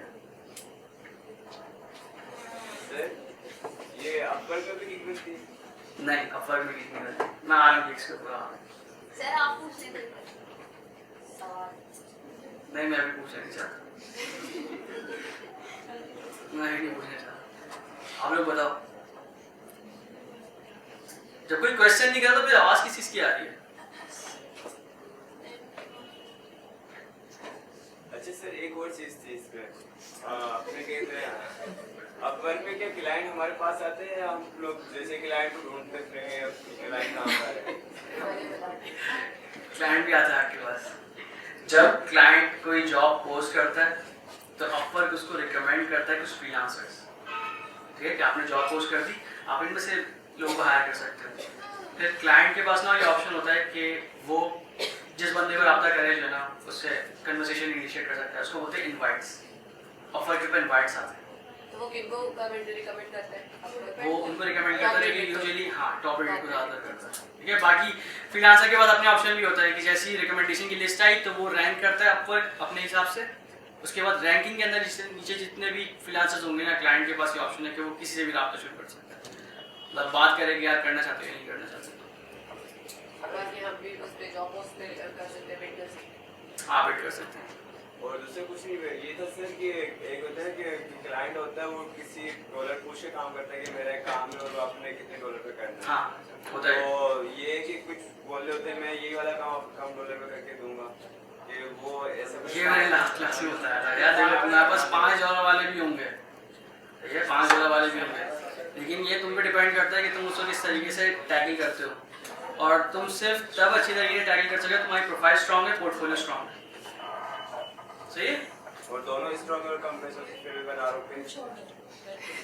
नहीं कर सकता वो बंदा, क्योंकि अगर आपका पोर्टफोलियो ऑलरेडी स्ट्रॉन्ग है तो उसका मतलब आपने टाइम गुजारा है अपनी चीज़ों के ऊपर, आपको पता है ये काम कम में नहीं होगा।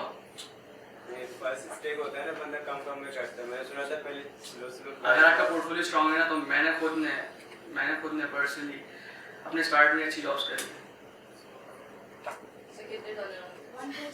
छोड़ दो। सर अपना अपवर्क आपकी प्रोफाइल तो है ना, तो सर आप टॉप रेट करते हैं हमें अपवर्क नहीं, हाँ हाई रेटेड नहीं है तो वो हाइट नहीं होगा।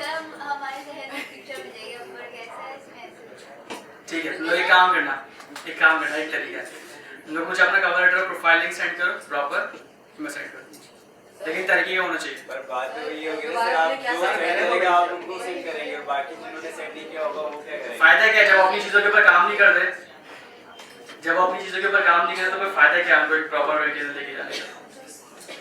सर हम प्रोफाइल लिंक आपको आप फ्रीलांसर का लिंक भेज दो, ठीक है, आप मुझे फ्रीलांसर का लिंक भेज दो, कोई प्रॉब्लम नहीं है, लेकिन तरीके का होना चाहिए। अगर किसी को रिस्पांस नहीं आता उसका तो समझ लेना कि थोड़ा सा मिस्टेक है। हाँ, मैं रिस्पॉन्ड जरूर करूंगा, मैं चीज़ें पॉइंट आउट करूंगा, अगर ज़्यादा चीज़ें पॉइंट आउट हुई तो उसका मतलब प्रोफाइल लिंक नहीं मिलेगी, अदरवाइज मैं सेंड कर दूँ, कोई समस्या नहीं है, क्लाइंट्स को देखते हुए वो क्या है। तो हमारे प्रोफाइल में क्या होना चाहिए? लास्ट सब पता है कि क्या, डिस्क्रिप्शन वगैरह बस यही अगर डिस्क्रिप्शन होनी चाहिए, ठीक है, आपकी पोर्टफोलियो होनी चाहिए, स्किल्स होनी चाहिए, ये 3 चीज़ें कर लो। पोर्टफोलियो तो थंबनेल डालोगे, अच्छा ठीक है, आप जब पोर्टफोलियो ऐड करोगे ना तो फ्रीलांसर आपसे पूछेगा क्या कोई पोर्टफोलियो किस चीज़ का डालना है, यूट्यूब वीडियो है, थंबनेल है, कोई प्रोजेक्ट का लिंक है, ये वाली चीज़ है, आप वो बस सेटअप करो तो वो सेंड कर देना, ठीक है। देन कोई क्वेश्चन नहीं है। अब आप ये चीज देखो, अपवर्क किस तरीके से काम करता है कि अपवर्क एक मार्केट प्लेस है जहां पे क्लाइंट जॉब पोस्ट करेगा, आप जो है ना बिड करोगे, ठीक है, इसी तरीके से काम होगा। फ्रीलांसर भी बिल्कुल सेम है, क्लाइंट जॉब पोस्ट करेगा, किस तरह की जॉब पोस्ट करेगा, किस तरीके से आगे लेके चले वो उससे क्लाइंट का अपना आइडिया है, आपका नहीं है। क्लाइंट का काम है जॉब पोस्ट करना और आपका काम है बिड करना। ये अपवर्क और फाइवर का उसका है, फ्रीलांसर का, ठीक है, अपवर्क, फ्रीलांसर, गुरु, ये वाले इस तरीके से काम करते हैं। फाइवर जो है वो एक तरीके से शॉप है, ठीक है, वो आपकी पर्सनल शॉप है, किस तरीके से आप उसको रिप्रेजेंट करते हो, किस तरीके से क्लाइंट फिर आपके पास आएगा। ये क्लाइंट जॉब पोस्ट नहीं करेगा, वो उसका एक सेपरेट पार्ट है, बार रिक्वेस्ट, वो बहुत ज्यादा पुराना नहीं है। लेकिन फाइवर का जो कोर मैकेनिक्स है वो इस तरीके से काम करता है कि एक ऐसी मार्केट प्लेस है जहां पे हर फ्रीलांसर ने अपनी एक शॉप खोल के रखी हुई है, जहां पे वही कुछ प्रोडक्ट्स ऐड करता है कि यार मैं ये वाला प्रोडक्ट कितने में सेल करूंगा। अब यहाँ पे ना एक बड़ा क्वेश्चन आता है कि आपने किस तरीके से ना शॉप को चमकाओ। किसी की दुकान है यहाँ पे, कोई ऐसा बंदा है जिसकी दुकान, कोई भी नहीं है।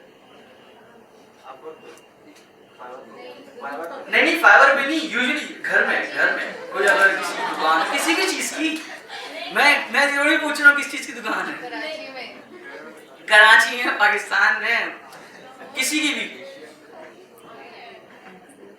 किसी की है, किस चीज की दुकान है? अब यहाँ पर देखना चाहिए। हाँ, मैं एग्जांपल रिलेट करना चाह रहा हूँ। ज्वेलरी का बिजनेस है तो ठीक है। ज्वेलरी शॉप, ज्वेलरी के बिजनेस है, हम लोग ज्वेलरी के बिजनेस के ऊपर आए थे थोड़ा सा। अगर किसी बंदे की ज्वेलरी शॉप है, ठीक है, आप लोग रास्ते करने ना आपके अपने तो किसी बंदे की ज्वेलरी की शॉप है, ठीक है, सबसे इंपॉर्टेंट चीज ना वो उसकी प्रेजेंटेशन है। अब अगर कोई बंदा एक ज्वेलरी की शॉप खोल रहा है और उसने अपने पास ना सिर्फ एक सेट रखा हुआ है,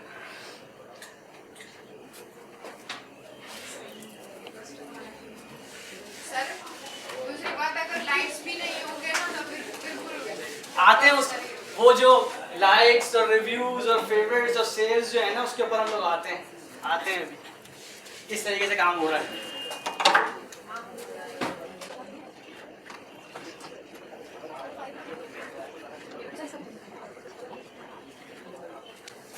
ठीक है, फाइवर एक मार्केट है जिसके अंदर अलग अलग फ्रीलांसर थे। फ्रीलांसर नंबर 1 है ये, उसके बाद ये फ्रीलांसर नंबर 2 हो गया, फिर फ्रीलांसर नंबर 3 हो गया, अलग अलग फ्रीलांसर्स हैं यहाँ पे। अब अलग अलग फ्रीलांसर्स का मतलब ये है कि हर किसी ने अपनी एक शॉप बनाई हुई है, ठीक है, हर किसी ने अपनी शॉप बनाई किसी, और हम लोग फिलहाल एक काम करते हैं, किसी भी कैटेगरी को ले लेते हैं, रिएक्ट को ले लेते हैं, ठीक है, हम लोग रिएक्ट को ले लेते हैं, लेकिन इन जनरल हमें अभी भी एक मार्केट प्लेस के ऊपर है जहाँ पे लोगों ने शॉप्स बनाई हुई है। अब आप मुझे ये बताओ, सदर के अंदर कोई एक ऐसी मार्केट है, ज्वेलरी की मार्केट है, आप लोग अगर जाओगे, फॉर एग्जाम्पल अगर आप सदर जाओगे ज्वेलरी खरीदने, तो आपकी जो प्लेस होगी जहाँ पे आप विजिट करते हो वो कौन सी होगी? इन जनरल पूछ रहा हूँ, वो कौन सी प्लेस होगी जहाँ पे आप जाओगे, किस शॉप के ऊपर आप जाओगे? जहाँ वैरायटी ज़्यादा हो, जहाँ वैरायटी ज़्यादा हो। और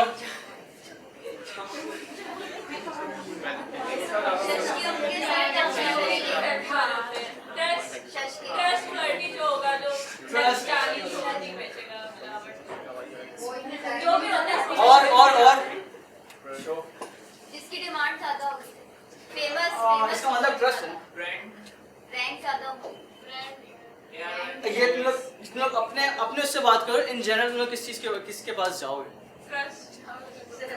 लेकिन ट्रस्ट तब तक नहीं पता चलेगा तुम दुकान वाले के पास या कोई जानने वाला ना। फैमिली ज्वेलर्स भी तो होते हैं ना। प्राइसेस सही है यार, वही हो गया ना। सर ये भी होता है जो कम अमाउंट में ज्यादा प्राइसेस का काम रहती है।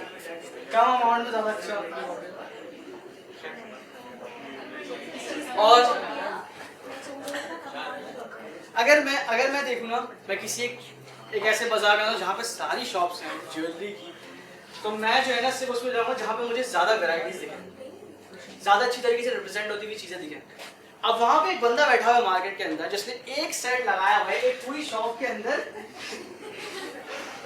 बीच में एक टेबल के ऊपर एक सेट लगा के बैठा हुआ है, जो भी मतलब कैसा सेट है वो छोड़ दो, और छोटा सा सेट है, ठीक है, उसने एक छोटा सेट लगा के दिया। आप लोगों में से कितने लोग हैं जो कि उसके पास जाएंगे? सही है, चलो पूछते चलेगा कितना। सही है, एक बंदा पूछते जाएगा। यहाँ पे भी 40 लोग हैं, फॉर एग्जांपल 40 लोग हैं, एक बंदा जाएगा। अभी जाओगे? ठीक है, 2 बंदे जाएंगे। सर लड़ाई हो जाएगी ना सर। किस चीज की लड़ाई? एक ही सेट है, दोनों की लड़ाई हो बहुत सारे जाएगी। लोग आएंगे तो ये लोग सब पूछने जा रहे हैं, खरीदेंगे कोई भी नहीं। पूछने जा रहे हैं एक क्यों है? हाँ, ये पूछने जा रहे हैं एक क्यों है। देखने जाएंगे ना वो एक। अच्छा सही है, चलो देखने चलेगा कि एक है यार, हो सकता है कोई हीरे का सेट हो। ये ऑप्टिमिस्ट होकर सोच रहे हैं हम लोग। वैसे आप लोगों इन जनरल कितने लोग जाएंगे? कोई बंदा इतना ऑप्टिमिस्टिक भी नहीं है, कोई बंदा इतना फारिग भी नहीं है, तो कितने लोग जाएंगे? अब आप मुझे ये बताओ, अगर मैं वैरायटी को 5 से रिलेट करूं तो हमारे पास नंबर ऑफ गिग्स हो जाएंगी? सर हो जाएगी।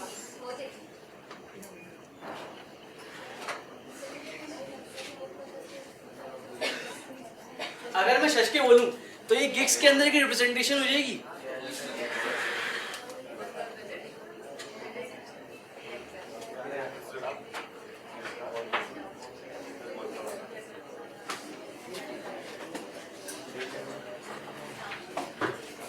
ट्रस्ट आप लोगों को सिर्फ तब आएगा जब आपके पास ऑलरेडी रिव्यूज हों, ठीक है। और अगर एक फेक रिव्यू होता है या 2 फेक रिव्यू होता है तो कोई फायदा नहीं होता, ठीक है। उसका फिर ट्रस्ट बिल्डअप नहीं होता।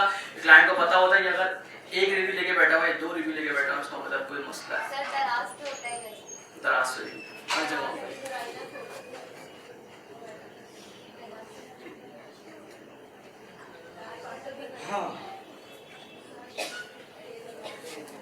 हाँ, मुझे ये बताओ, क्या ये सारी चीजें एक नॉर्मल मार्केट प्लेस से रिलेट कर रही हैं? और नॉर्मल मार्केट प्लेस फाइवर से रिलेट कर रही है? हम लोगों ने नंबर ऑफ गिग्स देख ली कि एक बंदे के पास अगर ज्यादा गिग्स हो उसके ज्यादा चांसेस होते हैं ऊपर आने के। अब नॉर्मल मार्केट के अंदर ऐसा नहीं होता कि कोई एक मार्केट जो है वो किसी शॉप को प्रमोट करे, ठीक है। ऐसा यूजुअली होता नहीं है अनलेस वो शॉप का ऑनर उस मार्केट का ऑनर हो। लेकिन फाइवर के ऊपर ऐसा होता है कि उसको प्रमोट करें बेस्ड ऑन दीस थिंग्स। क्या आपके पास जितनी ज्यादा गिग्स होंगी उसकी किस तरह की रिप्रेजेंटेशन होगी, आगे कितने रिव्यूज हैं और आपका रेट क्या चल रहा है, उसके हिसाब से ना फाइवर खुद आपको प्रमोट करेगा। इससे ना हमारे पास एक सबसे बड़ा मिसकंसेप्शन आता है फेक रिव्यूज का। ठीक है, हमारे पास फेक रिव्यूज हैं, मार्केट में अवेलेबल हैं, लेकिन हम लोग जाते भी हैं, हम लोग फेक रिव्यूज करना चलेगा। अब एक बंदा है फॉर एग्जाम्पल, उसके पास इतनी बड़ी दुकान थी, सिर्फ 2 सेट थे उसके पास, उसके ऊपर एक रिव्यू लेके बैठ गया। सदर की मार्केट है जहां पे लोगों ने 100 से ऊपर सेट रखे हुए हैं एक शॉप के अंदर, वहां पे एक बंदे से दो सेट रख के उसके ऊपर एक रिव्यू चिपका के जो है ना, वो ये सोच रहा है कि उसको आगे क्लाइंट्स मिलेंगे। नहीं मिलेंगे, नहीं मिलेंगे। हम पाकिस्तानी में सबसे बड़ा मसला यही है, हम पाकिस्तान में सबसे बड़ा मसला ये कि हम लोग चीज़ों के ऊपर काम नहीं करते, हम लोग चीज़ों को सही तरीके से रिप्रेजेंट नहीं करते, एंड देन आगे प्लेटफॉर्म को ब्लेम कर रहे होते हैं। इसमें बैन भी होने के चांस होते हैं ना फेक बैन वाली चीज़ों पे आते हैं। उसमें वो जिस तरीके से मार्केट के अंदर आप कोई काम कर रहे हो ऐसा जो कि उनकी पॉलिसीज के अगेंस्ट है, तो मार्केट भी आपको जो है बैन कर देगी। फाइवर के ऊपर हमारे पास बनती है गिग्स, बिल्कुल इसी तरीके से जहाँ पे आप नॉर्मल शॉप के अंदर आइटम्स प्लेस करते हो, हर आइटम आप सेल आउट के लिए लगाते हो ज्वेलरी शॉप्स के अंदर, इसी तरीके से हर गिग आप सेल आउट के लिए लगाते हो। क्लाइंट को बताते हो कि यार इसके अंदर ये चीज़ें हैं।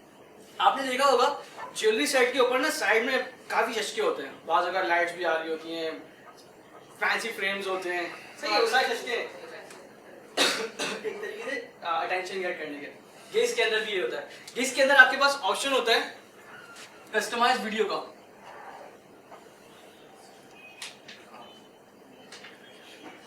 दूसरा आपके पास ऑप्शन होता है पोर्टफोलियो आइटम्स अटैच करने का, वो यूजुअली स्क्रीनशॉट्स की तरह उसमें होता है। तीसरा होता है डिस्क्रिप्शन का। अब मैं इस बंदी की एग्जाम्पल ले लेता हूं। इसके पास एक आइटम था और एक क्लाइंट चला गया इसके पास, यार क्या सेटअप कर रहा हूं, यार मैं ज्वेलरी सेट दे रहा हूं, ये बोल के वो खामोश हो गया। आप मुझे ये बताओ सामने वाला इंटरेस्टेड होगा या नहीं होगा। ये फाइवर की डिस्क्रिप्शन है। उस बंदे ने इतनी छोटी सी डिस्क्रिप्शन लिखी, सब उसने ये बताया कि यार मैं ये चीज दे रहा हूं, आगे उसने कुछ भी नहीं बताया। इसके बरक्स दूसरे एक शॉप के ऊपर ना उस बंदे ने काफी सारे गिग्स बनाई थी, काफी सारे ज्वेलरी के सेट रखे हुए थे, और एक बंदा रखा हुआ था, खड़ा करा हुआ था कि यार जैसे कोई बंदा एक पर्टिकुलर सेट के ऊपर आए, आप जाके पहुंच जाओ क्लाइंट के पास। आप जैसे ही पहुंचते ना बंदा आ जाता आपके पास, फिर आप उससे क्वेश्चन करते हो, आपको सही तरीके से गाइड करता है। आप मुझे ये बताओ क्लाइंट इंटरेस्टेड होगा या नहीं। ये हम लोग मिस्टेक्स करते हैं, हम लोग एग्जैक्टली यही वाली मिस्टेक्स करते हैं, हम लोग डिस्क्रिप्शन सही नहीं लिखते। अब नॉर्मल सिचुएशन के अंदर जो भी प्रमोशन होती है वो वर्ड ऑफ माउथ से होती है, ठीक है। अगर आपका ट्रस्ट बिल्डअप हो जाता है मार्केट के अंदर तो लोग आपको जो है ना रेफर करते हैं। फाइवर के अंदर अगर आपको प्रमोट होना है ना तो आप करोगे कीवर्ड्स को टारगेट, और कीवर्ड सिर्फ आपके आएंगे टाइटल और डिस्क्रिप्शन के अंदर। ठीक है, ऑनलाइन अगर हम लोग जा रहे हैं तो एक यही तरीका होता है ऊपर आने का, कीवर्ड्स, एसईओ। ठीक है, आप ऊपर इस तरीके से आओगे कि आप अपनी डिस्क्रिप्शन प्रॉपर लिखोगे बेस्ड ऑन क्या आप सेल कर रहे हो, आप उसके बारे में प्रॉपर चीजें लिखोगे। देन दूसरी चीज, आप उसकी कस्टमाइज्ड वीडियो डालोगे, उसके अंदर एक्सप्लेनर वीडियो हो सकती है या आपकी अपनी वीडियो हो सकती है जिसके अंदर आप ये बता रहे हो कि यार क्लाइंट क्या एक्सपेक्ट करना चाहिए, कि उसको इसके क्या मिलेगा। बिल्कुल इस तरीके से कि उस एक बंदे जिसके पास एक ही प्रोडक्ट रखा हुआ था, एक ही ज्वेलरी का सेट रखा हुआ था, उसने कुछ भी नहीं लिखा, उसने सिर्फ ये बताया मैं ज्वेलरी के सेट सेल कर रहा हूँ। वो क्लाइंट वहीं से आपसे निकल गया। एक आया था उसके बाद पूरे दिन के अंदर, एक आया था, उसने अपनी एक लाइन से उसको भगा दिया। क्योंकि मार्केट प्लेस है ना, फाइवर एक मार्केट प्लेस है। आप जिस तरीके से अपने आप को रिप्रेजेंट करोगे आपके पास चांसेस होंगे ऊपर आने के। हम लोग यहाँ पे क्या करते हैं, फेवरेट्स और जो है ना सेव करवाते हैं कि यार इस तरीके का कस्टमली आप चीज़ों को उठाते हो, चीज़ें उड़ जाती हैं, लेकिन आपकी डिस्क्रिप्शन या आपकी टाइटल उसके ऊपर जब काम नहीं होता फाइवर आपको दोबारा नीचे लेकर आया था। ठीक है, फाइवर आपको दोबारा नीचे लेके आया था। सर वीडियो की जो आप बात कर रहे हैं इसमें हम मतलब अपने किसी वेबसाइट पे एक्सप्लेन कर सकते हैं, ये आप वेबसाइट को एक्सप्लेन नहीं करोगे, आप अपनी गिग को एक्सप्लेन करोगे। आप गिग सेल कर रहे हो ना, आपने कोई प्रोडक्ट ऐड करा, वो सेल आउट कर रहे हो, आप उस वीडियो के अंदर उसके बारे में बताओगे। ये बिल्कुल ऐसी है कि मुझे एक ज्वेलरी सेट था, उसने से बोला यार मैं ये ज्वेलरी सेट दे रहा हूँ। ठीक है, जो दूसरा बंदा था उसने आके उसी सेट के बारे में बताया कि यार मैं इस सेट में ये चीज़ें ये बाहर से आया, स्वीडन से आया, कहीं से भी आया, वो उसके बारे में बता रहा है। वीडियोस के अंदर बहुत अच्छा इंप्रेशन आता है आपके पास। आप वीडियो डालोगे ना, फाइवर आपको ऑटोमेटिकली रैंक करेगा ऊपर। ठीक है, फाइवर ऑटोमेटिकली चीज़ों पर रैंक करेगा। ओके, आपको टाइम क्या लगेगा? 4:30। अच्छा ना, टाइम हो जाए, हो गया। अच्छा ब्रेक हो गई है, तो एक काम करते हैं, ब्रेक लेते हैं एंड देन कितने टाइम का? Half hour break. ओके, नमाज कितनी देर में होती है, मतलब कि आप लोग कितनी देर नमाज पढ़ते हो? 10 मिनट 10 मिनट में 4:55 पे हम लोग यहाँ पे वापसी में, ठीक है। 5 मिनट कम करा, हम लोग खाना बंद नहीं करा मैंने। क्या तो ठीक है, 4:55 पे सब लोग यहाँ। तो दोबारा शुरू करते हैं। हम लोग किस जगह पे थे?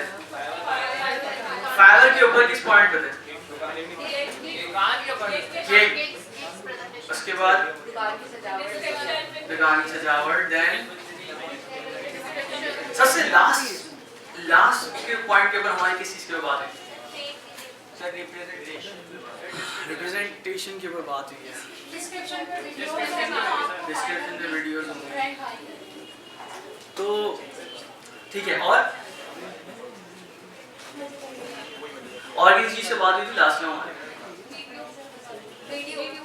वीडियो बात हुई। ठीक है, तो इसी के साथ साथ एक इम्पोर्टेंट चीज़ है जो कि आप लोगों को आगे फ्रीलांसिंग करियर के अंदर काफ़ी काम आएगी। मैंने सोचा आप लोगों को ये चीज़ बताता चलूँ। तो सबसे पहली चीज़ जो है ना, वो आप लोगों को क्या करना है, लिख नहीं रहे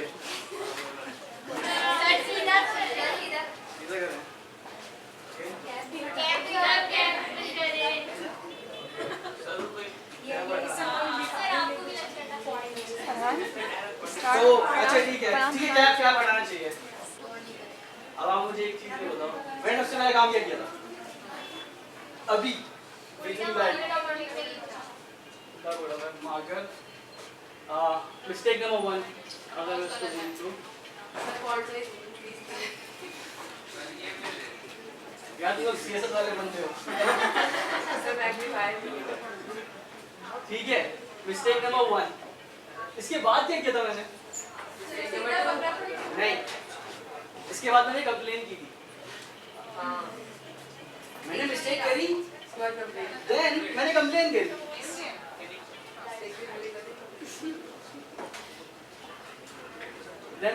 करी। कंप्लेन के बाद क्या होगा? आप लोगों ने मुझे बताया था, रिस्पॉन्स मिला मुझे।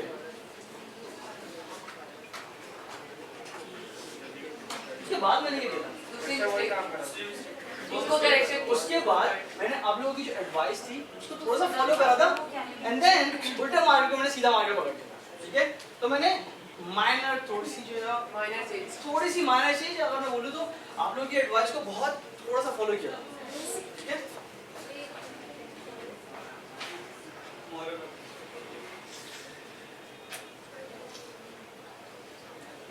देन मैंने क्या किया था? लिमिट फॉलो करने के बाद जब मैंने खुद ने वो काम सही नहीं करा, मैंने दोबारा कंप्लेन करी, बल्कि नहीं, मैंने दोबारा मिस्टेक करी। मिस्टेक के बाद क्या होगा? मिस्टेक के बाद आप लोग चीखे थे, उसके बाद क्या किया मैंने? मैं दोबारा कंप्लेन करी। ठीक है, उसके बाद अब कंप्लेन क्या थी? ढक्कन तो हटा ले। उसके बाद क्या था? ठीक है, हाँ रिस्पॉन्स आप लोगों को, ठीक है, हाँ रिस्पॉन्स जोर से आया था। ठीक है, कितने लूप्स के बाद आप लोगों का रिस्पॉन्स है वो अग्रेसिव हो जाएगा? वो सिर्फ इसलिए क्योंकि मैं यहाँ पे खड़ा हूँ। अगर आपकी कोई क्लास वाला या अगर कोई आपका दोस्त कह रहे तो मेरे ख्याल में दो तीन लूप्स के बाद आप लोग मेरे ख्याल में मारना शुरू कर दोगे। 3 के बाद क्या कर रहे हो यार ये? 3 के बाद तो बस खत्म। ठीक है, 3 के बाद आप लोग खत्म करो। जूता उतार के मारोगे इसको, अलग-अलग तरीके से मारोगे ना। ठीक है, सही है, पॉइंट करना। आप लोग एक लूप चलता रहेगा जब तक आप लोग हेल्प कर सकते हो, लेकिन एक टाइम आएगा आप लोगों का जो बॉइलिंग पॉइंट है वो उससे ऊपर चले जाएगा बाकी चीजें, एंड देन आप उसकी हेल्प नहीं करोगे। ठीक है, मारोगे, फिर उसके बाद वो उठ जाते हैं उल्टा मार के लेके। ठीक है, हो सकता है किसी को और गुस्सा है वो उसको और मारे। ठीक है, देन उसके बाद वो दोबारा उठ जाता है जो है ना, उसने फिर मार के उल्टे से सीधा कर दिया, लेकिन वो दोबारा वही मिस्टेक कर। एक टाइम आएगा आप लोग मारना भी छोड़ दोगे। एग्जैक्टली यही चीज आती है फ्रीलांसर्स के साथ, स्पेशली इंडिया और पाकिस्तान में। क्या होता है, अभी 2 वीक्स पहले 2 से 3 वीक पहले मैंने एक कैंपेन चलाई अपने फेसबुक पेज के ऊपर, जिसके अंदर मैंने लोगों को ये ऑफर करी कि मोस्ट ऑफ द टाइम ना मैंने खुद पर्सनली देखा है लोगों के कवर लेटर के साथ मिस्टेक्स होती है, एंड देन उनकी जो प्रोफाइल की रिप्रेजेंटेशन है उसके अंदर मसले होते हैं। मैंने बोला आप अगर आपको लगता है कि मसले हैं और आप प्लेटफॉर्म को ब्लेम करते हो, कि कंप्लेन कर रहे हो, प्लेटफॉर्म को ब्लेम कर रहे हो, तो आप एक काम करो, आप मुझे अपना प्रोफाइल लिंक और अपना कवर लेटर आप मुझे सेंड करो, I'll review it and I'll see कि अगर कोई मिसिंग एलिमेंट्स है तो मैं पॉइंट आउट करने की कोशिश करूंगा, ठीक है। मिस्टेक को बंदा ऑलरेडी कर रहा था, ठीक है, ब्लेम ऑलरेडी कर रहा था फ्रीलांसिंग प्लेटफॉर्म को, उसको रिस्पांस मिला मेरे स्टूडेंट, ठीक है, मैंने उसको गाइड करा, मेरी अपनी लिमिटेड नॉलेज के हद तक, ठीक है, मैंने उसको गाइड करा, आप लोगों की भी लिमिटेड नॉलेज के हद तक कि जो ना एक टाइम सीधा कर लें निकल लें, ठीक है, गाइड करा, रिस्पांस आ गया, उसके बाद वही मिस्टेक ठीक है, लिमिट फॉलो करा या फॉलो ही नहीं करा। तो मेरे पास फ्रीलांसर से सबसे ज़्यादा मसला जो आया वो ये आया कि जब उनको चीज़ें बताई जाए वो उस चीज़ को सही तरीके से फॉलो नहीं करते, ठीक है, और स्पेशली ये काम फाइवर करता है। तो इतनी सारी जो चीज़ थी वो एक्चुअल में इसके ऊपर गिग के ऊपर मिस्टेक्स बताने की थी, ठीक है। फाइवर के ऊपर हम लोग बहुत बड़े बड़े ब्लंडर्स करते हैं, अपनी सही तरीके से प्रेजेंटेशन नहीं करते, वीडियो नहीं बनाते। अब बाज़ औक़ात में लोगों के पास एक वो होता है, एक एक्सक्यूज़ होता है कि हम लोग वीडियो कैसे बनाएं, वीडियो कैसे बनाएं। यार खुद आप शूट कर सकते हो, आपके पास मोबाइल है, आपके पास कैमरा, आप खुद शूट कर सकते हो, इतने सारे हमारे पास एडिटिंग सॉफ्टवेयर्स हैं, फ्री ऐप्स हैं, आप उनको कर सकते हो, वो इस्तेमाल करो। अब बता दो, आप क्लाइंट को बताओ तो ये कर क्या रहा है, क्लाइंट इतना बड़ा ब्लॉग थोड़ी पड़ेगा। अब बाज़ औक़ात अगर मैं ज्वेलरी वाले की एग्जाम्पल लूँ और उसने किसी सेल्समैन को बिठाया हुआ है कि कोई बंदा कोई प्रोडक्ट के ऊपर आए तो आप जाके उसके ऊपर शुरू हो जाओ, और वो आप जैसे ही खड़े हो आके अपनी स्पीच शुरू कर दी उसने, तो कौन रुकेगा? कोई भी रुकेगा ना। हम लोग कंफ्यूज हो जाएंगे और हम लोग हट जाएंगे, ठीक है। ये काम हम लोग यूजुअली फाइवर की डिस्कशन में करते हैं। जब क्लाइंट हमारी गिग के ऊपर आता है, रैंक हो गई ना, आपने चीज़ें अपनी प्रॉपर डाली हुई थी, रैंक हो गई, आपने दूसरों को दिखाई, क्लाइंट आया, लेकिन जैसे ही उसने देखा इतना बड़ा ब्लॉग लिखा हुआ है, तो पूरा इतने सारे कैरेक्टर्स लिखे हुए, सारी चीज़ें लिखी हुई, इररिलेवेंट चीज़ें लिखी हुई हैं, बिल्कुल इसी तरीके से, इस तरीके से एक सेल्स पिच होती है। आप लोगों के घरों में से मतलब हर किसी के पास ना वो सेल्समैन आएंगे जो कि यूजुअली हमारे पीछे लग जाते हैं, ठीक है, इसमें उनको कोई मिस्टेक नहीं है, वो अपना काम करते हैं, लेकिन यूजुअली उनको इस तरीके से ट्रेन नहीं करा जाता। वो आके चिपक जाएंगे, आप नॉन इंटरेस्टेड बोल दोगे कि डेमो रेट है, ठीक है, डेमो रेट है, एडिशनली वो ना चिपकने की कोशिश करेंगे। यूजुअली अगर आप फाइवर की बहुत लंबी डिस्क्रिप्शन लिखो या इस तरीके से इररिलेवेंट, और वो ज़्यादा इररिलेवेंट चीज़ें बोलते हैं, वो काम की चीज़ें नहीं बोलेंगे, वो आपसे क्वेश्चंस नहीं करेंगे, वो इस चीज़ में इंटरेस्टेड नहीं है कि आपको क्या चीज़ जो है ना बाय करनी है, वो इस चीज़ में इंटरेस्टेड है कि वो अपना प्रोडक्ट सेल कर सकें। फाइवर के ऊपर सबसे बड़ी मिस्टेक हम लोग ये होती है, हमारी कोशिश ये होती है कि हम गिग्स को सेल कर सकें, किसी तरीके से सेल आउट हो जाए। डिफरेंट लोगों फेसबुक ग्रुप्स के अंदर जाके पोस्ट करी, जो कि यूजुअली कभी कभार हेल्पफुल होता है अगर वो रेलेवेंट ग्रुप है, ठीक है, बाज़ औक़ात वो होती ही चीज़ उसके ऊपर। बट हम लोग क्या करते हैं, हम लोग स्पैम करना शुरू कर देते हैं। हम लोग स्पैम इस तरीके से करते हैं कि डिफरेंट फेसबुक ग्रुप से, एंड देन वहाँ पे जाके रिव्यूज़ और फेवरेट्स जो है ना उसके एक्सचेंज कर रहे होते हैं। और मज़े की बात, मेरे पास 100+ कवर लेटर्स और लिंक्स आए जिसके अंदर फाइवर, स्पेशली फाइवर के ऊपर, अगर यहाँ पे कोई फाइवर के ऊपर काम कर रहा है और उसको लगता है कि वो वही चीज़ें जो कि मैं आपको बता रहा हूँ, यार आई एम सॉरी, आपको थोड़ा सा इंप्रूव करने की जरूरत है, ठीक है। ज़्यादा उन लोगों से कौन थे, उन लोगों से वो लोग थे जिन्होंने अपने से लिंक्स सेंड करे, जबकि मैंने स्पेसिफिकली लिखा हुआ था कि यार आप मुझे अपनी प्रोफाइल लिंक और अपना कवर लेटर सेंड करो। ज़्यादा लोगों को ये नहीं पता कवर लेटर होता है क्या, फाइवर के ऊपर कवर लेटर होता है क्या। फाइवर के ऊपर एक नई चीज़ है बायर रिक्वेस्ट, ठीक है, एज कम्पेयर टू जब फाइवर बना उस टाइम पे वो नहीं थी, बट देन उन्होंने एक बायर रिक्वेस्ट की नाम से चीज़ आती जहाँ पे क्लाइंट एक तरह से जॉब पोस्ट करता है, अपनी रिक्वायरमेंट्स बताते हैं और वो लोगों से बिड्स लेता है। ये सिमिलर मैकेनिक्स है अपवर्क या फ्रीलांसर की तरह, कि वहाँ पे आप जब आप गिग सेल करते हो तो आप वहाँ पे बायर रिक्वेस्ट सेक्शन के अंदर जाते हो और जाके किसी भी क्लाइंट की बायर रिक्वेस्ट के ऊपर अपनी बिड करते हो, ठीक है, और बिड के अंदर आप एक पोर्टफोलियो अटैच करते हो, जो एक गिग अटैच करते हो, ठीक है, वहाँ पे आप गिग अटैच करते हो। जब ये वाली चीज़ होती है ना, वहाँ पे आपके पास एक डिस्क्रिप्शन का बॉक्स आता है, फाइवर के ऊपर डिस्क्रिप्शन बॉक्स आता है, वहाँ का कवर लेटर लिखा जाता है। ज़्यादा लोग उस चीज़ को फोकस नहीं करते, 3 लाइन का लिख के भेजते हैं, hello thank you sir, thank you, I read and thank you for response, waiting. मेरे पास बहुत सारे लोग ऐसे, मैं थोड़ा सा मुझे मसला हुआ था कि और मजे की बात, काफी सारे लोग उसके अंदर ऐसे थे,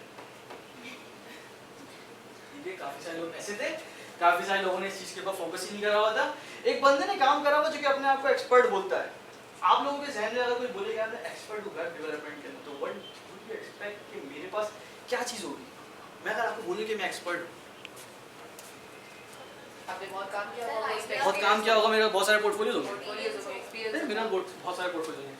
एक बंदा जो कि अपने आप को फोटोशॉप का एक्सपर्ट कहता है, उसकी गिग के अंदर सिर्फ 2 लोगोस पड़े हैं,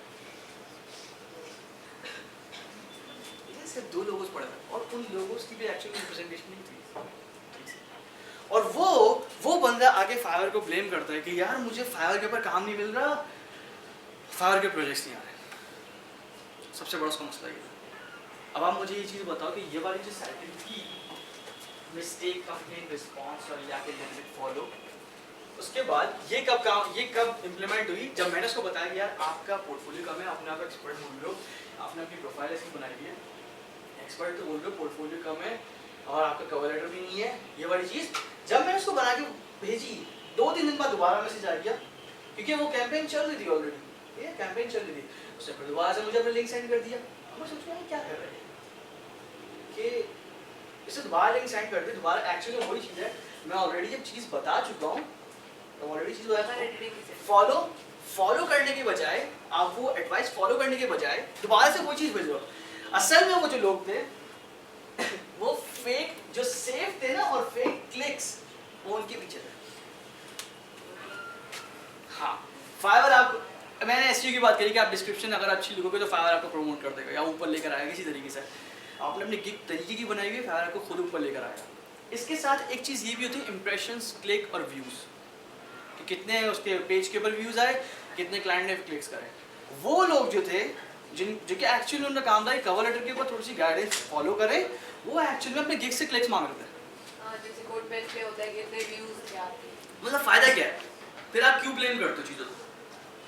मतलब फाइवर को तो फिर आप नहीं बोलो ना, क्योंकि आप नहीं मिस्टेक्स खुद कर रहे हो, आपने अपना कवर लेटर सही नहीं बनाया, आपकी प्रोफाइल से रिप्रेजेंट नहीं हुई भी, आप खुद बोल रहे हो कि मेरे पास 50 मैंने काम करे हैं, 50 लोगों के ऊपर काम करा हुआ है, आप गिग के ऊपर क्यों टाइम नहीं स्पेंड कर रहे हैं?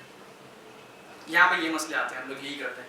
तो वो लोग जो थे वहाँ पे भी काफ़ी सारे मुझे देखे, वो सिर्फ गिग के लिंक सेंड कर रहे थे, इसके बाद से जो है उनको कोई काम नहीं चल रहा था। यहाँ पे कोई ऐसा बंदा है, इसकी फाइवर की प्रोफाइल है, फाइवर की प्रोफाइल है, बायर को सेंड करिए, बायर को सेंड करिए, कवर लेटर यूज़ करा था, कवर लेटर, उस कवर लेटर के अंदर 4 लाइन्स थी, या वो वैसे ही पैटर्न था जो कि क्वेश्चन यूजुअली होता है, जो पूछा था, मतलब इस तरह का नहीं था, सॉरी, थैंक यू, वेटिंग और ये सब चीज़ी कुछ भी नहीं था, मतलब काम की चीज़। ओके, काम की चीज़ें क्या थी? ये कि उसको क्या चाहिए, और मैं मतलब जो उसको चाहिए कि मैंने बताया कि जैसे मैं इस चीज़ पे तो इतने ईयर से काम कर रही हूँ और मैं कैसे हेल्प आउट कर सकती हूँ। एंड देन कितने बार रिक्वेस्ट सेंड करने के ऊपर रिस्पॉन्स आए थे? प्रोजेक्ट्स की बात नहीं कर रहा मैं, कितने ऑर्डर्स आए थे? 2015-16 की मैं बात, मैं अगर आउट ऑफ 10 बोलूँ, 10 बार रिक्वेस्ट सेंड करी, कितने रिस्पॉन्स आते थे? 3-4 रिस्पॉन्स आता है, ठीक है, सही है। अगर 3-4 आते थे, तो बात सारी है, फाइवर एक मार्केट प्लेस ऐसी है जहाँ पे आप सिर्फ अपनी शॉप इस्टेब्लिश करते हो, एग्जैक्टली वही चीज़ें, terms and conditions, terms and policies Fiverr की अगर आप बाहर लेके जाते हो क्लाइंट को, आपको फाइवर ही बैन कर देगा। और फाइवर तो बहुत ज़्यादा स्ट्रिक्ट है, फाइवर एक्चुअल में अपवर्क से ज़्यादा स्ट्रिक्ट है अपनी पॉलिसीज के हिसाब से। अगर आप फाइवर के चैट के ऊपर अपवर्क का नाम लेते हो, फाइवर आपको बैन कर देगा। इवन अब तो अगर आप रिव्यू वर्ड भी लिखते हो कि प्लीज लीव अ फीडबैक, तो ये नहीं कर सकते, ये बिल्कुल ऐसी जगह यूजुअली यहाँ पे करीम में लोग कर रहे होते हैं, ठीक है, तो ऐसा नहीं करते फाइवर के ऊपर। अब चीज़ ये है, मुझे एक फाइवर की प्रोफाइल चाहिए होगी किसी की, अगर है तो है किसी की। मैं गिग नहीं बना रहा यहाँ पे, मैं यहाँ पे गिग नहीं बना रहा, गिग बनी हुई है, प्रोफाइल गिग्स बनी हुई है, कितनी बनी है? एक ही पहले तुम लोग सब लोग अपनी अपनी शॉप्स इस्टेब्लिश करो, ठीक है। अपने माइंड में सिर्फ एक ये कॉन्सेप्ट रखो कि आप एक्चुअल में एक शॉप बना रहे हो जिसके अंदर एक प्रोडक्ट अगर रखते हो तो उसको बिल्कुल इसी तरीके से कंसीडर करो कि क्लाइंट घूम रहा है, उसने आपकी शॉप देखी, हाँ भाई ये गिग पड़ी है, उसका इंटरेस्ट किस तरीके से आएगा, और उस गिग के ऊपर एक एक्सप्लेनर वीडियो लगा लो अगर वो बनती है किसी तरीके से आती है तो, या फिर अपनी एक वीडियो बना लो एक्सप्लेनिंग कि गिग से क्या एक्सपेक्ट कर सकता है क्लाइंट, ठीक है। अब हम लोग एक काम करते हैं, लास्ट टाइम हम लोगों ने फ्रीलांसर की प्रोफाइल कंप्लीट कर ली है, तो हम लोग वेट करें फ्रीलांसर के ऊपर। लेट्स ट्राई, क्या होगा, ज़्यादा से ज़्यादा रिजेक्ट हो जाएंगे, यही होगा ना, ज़्यादा से ज़्यादा और कुछ नहीं। क्लाइंट आके मारेगा तो नहीं, फ्रीलांसर के ऊपर कनेक्ट नहीं होता है। मतलब फ्रीलांसर के कनेक्ट जो है ना वो ऐसे नहीं होते कि ज़ाया हो गया आपको खरीदने पड़ेंगे, ऐसा नहीं है। अगर आप मेंबरशिप की तरफ जाओ वो अलग चीज़ है, लेकिन फ्रीलांसर के ऊपर आपके पास 8 बिड्स होंगी। जब आप 1 बिड स्पेंड करोगे ना, एक भी, तो अगले 90 घंटे के अंदर ना वापसी आ जाएगी। तो इट्स लाइक अगर आप एक जॉब के ऊपर अप्लाई करते हो तो 90 आवर्स के बाद आपके पास दोबारा से 8 वो बस फिर इतने नहीं कि 90 आवर्स के अंदर आप सारे के सारे बहुत ज़्यादा ना करें, इसलिए ना वो रिस्ट्रिक्ट करने के लिए। नहीं, वो उनकी अपने सेल में मेंबरशिप्स की प्रमोशन है। अगर आपको ज़्यादा बिड करनी है, आप बड़ी कंपनी से एसोसिएटेड हो, तो आप वहाँ पे बड़ी मेंबरशिप ले लो और फिर आपको ज़्यादा बिड्स देंगी जो कि आप स्पेंड कर सकते हो। तो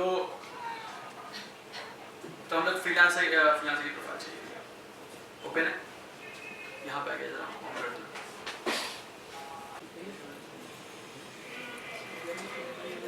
ओके, तो शायद इसमें मॉडिफिकेशन रिक्वायर्ड है,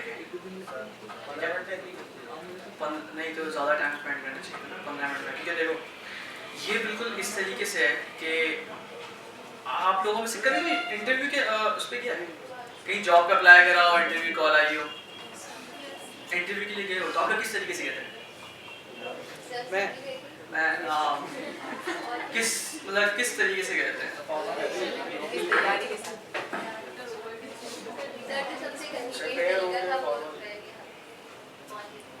पहुंच गए थे, उसके बाद क्या किया था? इंतजार के बाद क्या किया? सर अपने आप को बेटर रिप्रेजेंट करने की कोशिश की। इंतजार के बाद क्या किया था? नहीं, रिजेक्ट डायरेक्ट तो नहीं करा होगा ना। देखो तुम लोग क्या करते हो, हम लोग अगर इंटरव्यू के अंदर जाते हैं, और मैं अपनी एग्जांपल ले लूँ यहाँ पे। मैं यहाँ पे एक जीन्स की पैंट और शर्ट पहन के आया हूँ, नॉर्मल शर्ट जो होती है। मैं अगर यहाँ पे आ जाता शॉर्ट्स पहन के, एंड देन चप्पल पहने होते मैंने, एंड देन मैं बनियान पहना होता मैंने, और बाल बने हुए नहीं बने हुए, तो मतलब आप लोगों में से कितने हैं जो कि मेरे सलाम का भी जवाब देते हैं? ये सिर्फ आप लोग तब देते, आप लोग सिर्फ और सिर्फ जवाब तब देते जब मैं यहाँ खड़ा हूँ, क्योंकि यू वुड नो कि मैं एक टीचर हूँ, ठीक है, अदरवाइज कोई भी नहीं है। क्योंकि आप लोगों की जो एक्सपेक्टेशंस हैं एक टीचर के साथ, वो ये होती कि एक बंदा एक्चुअल में तो मतलब थोड़ा बहुत रिप्रेजेंट तो करे अपने आप को। ऐसा तो नहीं है ना कि बिल्कुल ही फॉक्स में आ रहा है, कैजुअल के अंदर है, पार्टी सीन है, बिल्कुल ऐसे आ रहा है, ऐसा तो नहीं है ना। बिल्कुल इसी तरीके से आप जब जॉब्स के ऊपर जाते हो इंटरव्यू देने, तो आप फॉर्मल होकर जाते हो, आप अपने आप को अच्छे से अच्छा रिप्रेजेंट करने की कोशिश करते हो। अगर आप चप्पल पहन के ऐसे जाओगे ना, तो थोड़ा सा बैड इंप्रेशन आएगा। एंड इट डिपेंड्स कि क्लाइंट किस तरीके का है, ये जॉब की जो पोजीशन है वो कहाँ की है, बेस्ड ऑन दैट वो आप लोगों को जज करेंगे। जो आपकी फ्रीलांसिंग की प्रोफाइल है वो एग्जैक्टली उसी वे में काम करती है। आप जितना अपने आप को बेहतर से बेहतर रिप्रेजेंट कर सकते हो, वो आपके लिए बेहतर है, ठीक है। और अभी ज़्यादा लोगों की प्रोफाइल ऐसी है, क्या इसमें कोई बुराई वाली बात नहीं है, लेकिन सब एक पॉइंट है कि आप लोग जो है एक फ्रीलांसिंग लाइफ को नॉर्मल लाइफ से कंपेयर करो। उसमें एग्जैक्टली सेम वही चीज़ें हैं जो कि हमारी नॉर्मल लाइफ के अंदर होती हैं। फ़र्क सिर्फ इतना है कि हम लोग यहाँ पे थोड़े अंग्रेज बन जाते हैं, और कोई फ़र्क नहीं है। तो आप लोग जितना बेहतर तरीके से अपने आप को रिप्रेजेंट करोगे, जितना अपना पोर्टफोलियो बेहतर करोगे, आपके लिए बेहतर है, ठीक है। आपको जॉब मिलने में आसानी होगी, क्लाइंट आपको थोड़ा सा सीरियस लेगा, आपकी चीज़ें सुनेगा, आपके क्वेश्चंस के जवाब देगा based on how you represent yourself, ठीक है। सबसे पहला काम आप लोगों को अपनी प्रोफाइल कंप्लीट करनी है। कितने लोगों की प्रोफाइल कंप्लीट है? I just want to have a look. एक पोर्टफोलियो है, ठीक है, एक पोर्टफोलियो ऐड है। कंप्लीट प्रोफाइल का मतलब ये है कि आपके पास skills, portfolio and then description कोई भी हो।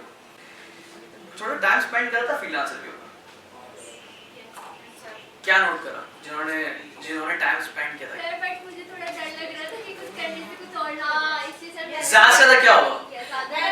उसी वजह से डर लग रहा था, मैं टच नहीं कर रही थी। ज़्यादा से ज़्यादा क्या होगा? बैन हो जाओगे ना, इससे ज़्यादा और कुछ नहीं होगा। जब प्रोफाइल में है ही कुछ नहीं तो फिर बैन होने में क्या मसला है?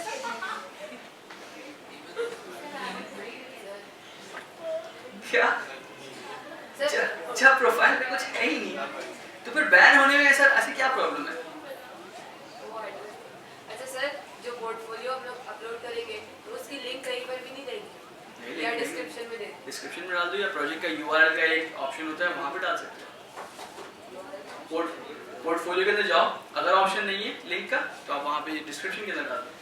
जैसे कंटेंट टाइप पे image, article, code, video, audio, article डाल दो, सर क्लेम प्रोसेस का देन थंबनेल डाल दो, इमेज डाल दो, इमेज डाल दे और डिस्क्रिप्शन में लिंक डाल दे। डिस्क्रिप्शन में लिंक डाल दो।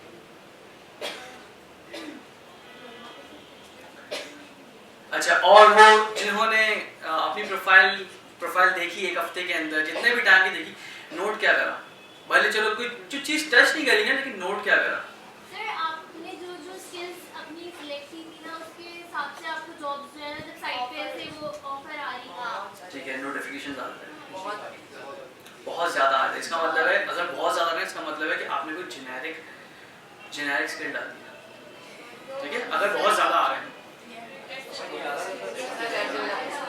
हाँ वेब डेवलपमेंट बहुत जेनेरिक, नोटिफिकेशन बहुत आ रहा है, समझ नहीं आ रहा कि अप्लाई किस पे करें, समझ ही नहीं आता अप्लाई किस पे करें। अच्छा, तो दूसरा एक आपने किया था, एंड देन सेकंड प्रोफाइल किसने मतलब खोल के देखी थी? Pattern. I am just trying to find out कि क्या चीज नोट करी। एक तो चीज ये थी कि नोटिफिकेशन आते हैं, देन नोटिफिकेशन बहुत ज्यादा आई, देन सेकंड चीज सर लोगों की जो है कवर लेटर देख रहा था कि कितने सारे उन्होंने फिक्स करे हैं, एक उसी नोटिफिकेशन के ऊपर प्रपोजल्स जो आए हुए थे सारे, सही है, वो सारे प्रपोजल्स दिख रहे थे, मतलब आपको प्रोजेक्ट डिटेल्स दिखी and proposals, then sir bids का आ रहा है बिड्स मतलब क्लेम करने के लिए फ्री बिड्स का, इसे क्रॉस कर दो, ये किसी काम का नहीं है। सर एक ऑप्शन आ रहा है टेक्स्ट प्रीव्यू का, उसमें क्या करना है? मतलब पोर्टफोलियो में आपको पोर्टफोलियो ऐड करना है, इमेज ऐड कर दो, इमेज, देन इमेज के अंदर थंबनेल्स होंगे। अच्छा, थंबनेल्स के अंदर एक चीज होती है, अगर आपने कोई मोबाइल ऐप डिजाइन करी है ना, तो आप उस मोबाइल ऐप का UX या UI इस आप इसको प्लेस कर दो। ठीक है, ये थोड़ा सा हेल्पफुल रहता है क्लाइंट को समझने में कि किस चीज़ के ऊपर इसने काम किया था। आप नीचे डिस्क्रिप्शन के अंदर चीज़ें मेंशन कर दो कि ये काम किया था। और क्या नोट करा फ्रीलांसर के ऊपर?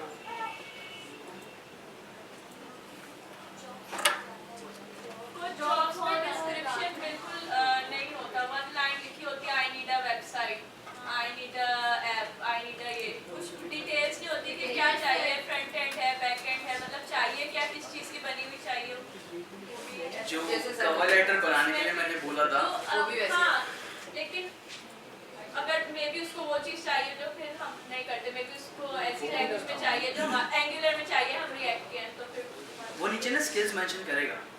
भले उसने एक चीज ये लिखा है कि I need a one page website या I need a one page app, तो वो नीचे लिखेगा कि मुझे रिएक्ट पे जाना है या मुझे एंगुलर पे जाना है या क्या जाना है। स्किल्स तो लाजमी होंगी, स्किल्स के बगैर काम नहीं होगा, क्योंकि आपके पास अगर वो चीज शो हो रही है ना, वो शो हो रही है, इसका मतलब है आपके स्किल्स और उस जॉब के स्किल्स मैच करते थे। ठीक है, तो सबसे पहली चीज जो हम लोग करनी है ना, वो हमें अपनी तस्वीर थोड़ी सी मॉडिफाई करनी पड़ेगी, क्योंकि यूजुअली हम लोग थोड़ी सी प्रोफेशनल टाइप की तस्वीर लगाएंगे, लिंक्डइन टाइप की।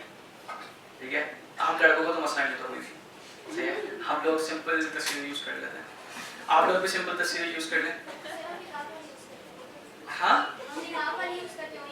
नकाब, हाँ बिल्कुल करना है। तो ये है कि इसमें थोड़ा ये इसमें फेस चाहिए होता है, बट सिर्फ ये अगर नकाब का जो पर्सपेक्टिव वो इस पॉइंट ऑफ व्यू से है, NIC समझ लो आप लोग, सही है। मैं अगर इन प्लेन अगर मैं इन जनरल बोलूँ तो आप जो NIC की तस्वीर होती है ना, बिल्कुल प्लेन डल, वो उस तरह। ठीक है, तो सिर्फ प्रोफेशनल लुक के लिए। देन अब यहाँ पे जो है ना अपना टाइटल कैसे जज करो? मुझे आप एक चीज़ बताओ, मैं आप लोगों को चीज़ें बता रहा हूँ, नॉट श्योर आप लोगों को समझ में आ रही है नहीं, तो आप लोग मुझे काम करो, यहाँ पे title and then we will try to set up this profile based on your learning कि आप लोगों ने क्या सीखा, एक्चुअली मेरे बताने से सीखा भी है। तो टाइटल क्या होना चाहिए? Front end web developer.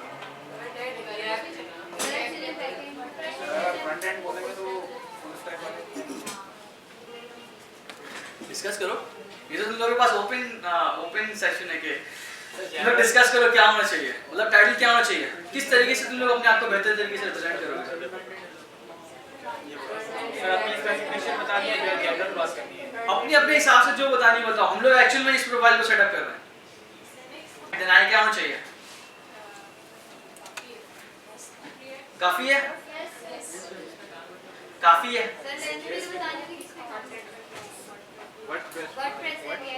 Okay comma लगा के रिएक्ट वेब डेवलपर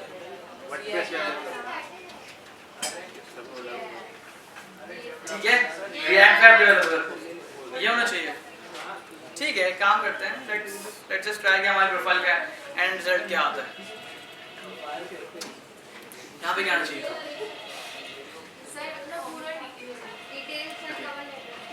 सर ये कवर लेटर होगा इसमें? ये कवर लेटर नहीं है, ये एक्चुअल में हमारा ओवरव्यू है कि हम लोगों ने क्या किया है अभी तक अपने जो प्रोफेशनल एक्सपीरियंस के अंदर। ठीक है, तो मैं यहाँ पे लिखता हूँ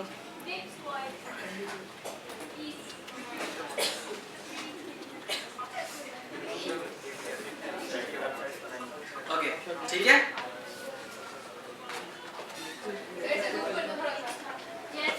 क्या कर दूँ?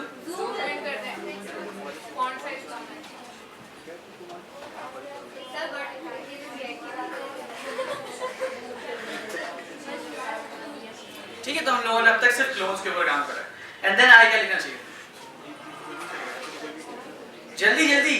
सर ये अच्छा नहीं सर ये सेंटेंस अच्छा नहीं है सर मतलब जिंदगी में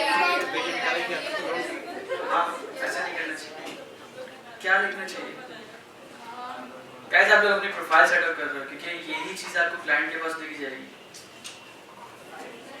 क्लाइंट यही चीज देखेगा। सर इन रियल तो अब तक जो मेन प्रोजेक्ट बनाए वो जनरली क्लोन भी हैं but the way he road I think वो सही था। ओके, अब मुझे मैं किसी भी एक बंदे को पढ़ा। सर वर्डप्रेस में ये हमने क्लोन इतना नहीं किया, हमने कुछ भी काम स्टैटिक वेबसाइट बनाई है बहुत सारी। ठीक है, काम करते हैं। मेरे पास का एक सलूशन है, ये हाँ, 1 मिनट बस, 10 सेकंड के लिए stand up. And then question ये है कि आपने आपको किस तरीके से रिप्रेजेंट करोगे। अगर किसी को भी बताओ कि what you have been doing so far, आप किस तरीके से बताओ? प्रोफेशनल एक्सपीरियंस, एक्चुअली में प्रोफेशनल एक्सपीरियंस इतना है कि अभी रिसेंट कुछ महीनों में मैंने HTML CSS जावास्क्रिप्ट सीखी है। ठीक है।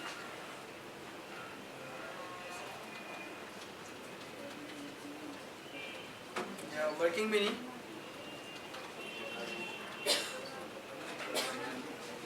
आगे बेसिक स्टार्टिंग में सिर्फ HTML और CSS की यूज करते हुए कुछ स्टैटिक वेबसाइट्स बनाई।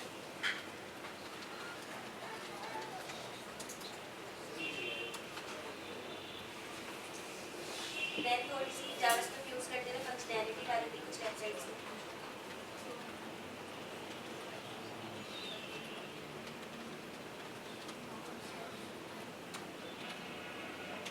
ठीक है, आगे इसके अलावा रिएक्ट की लाइब्रेरी को यूज करते हुए कुछ प्रोजेक्ट्स।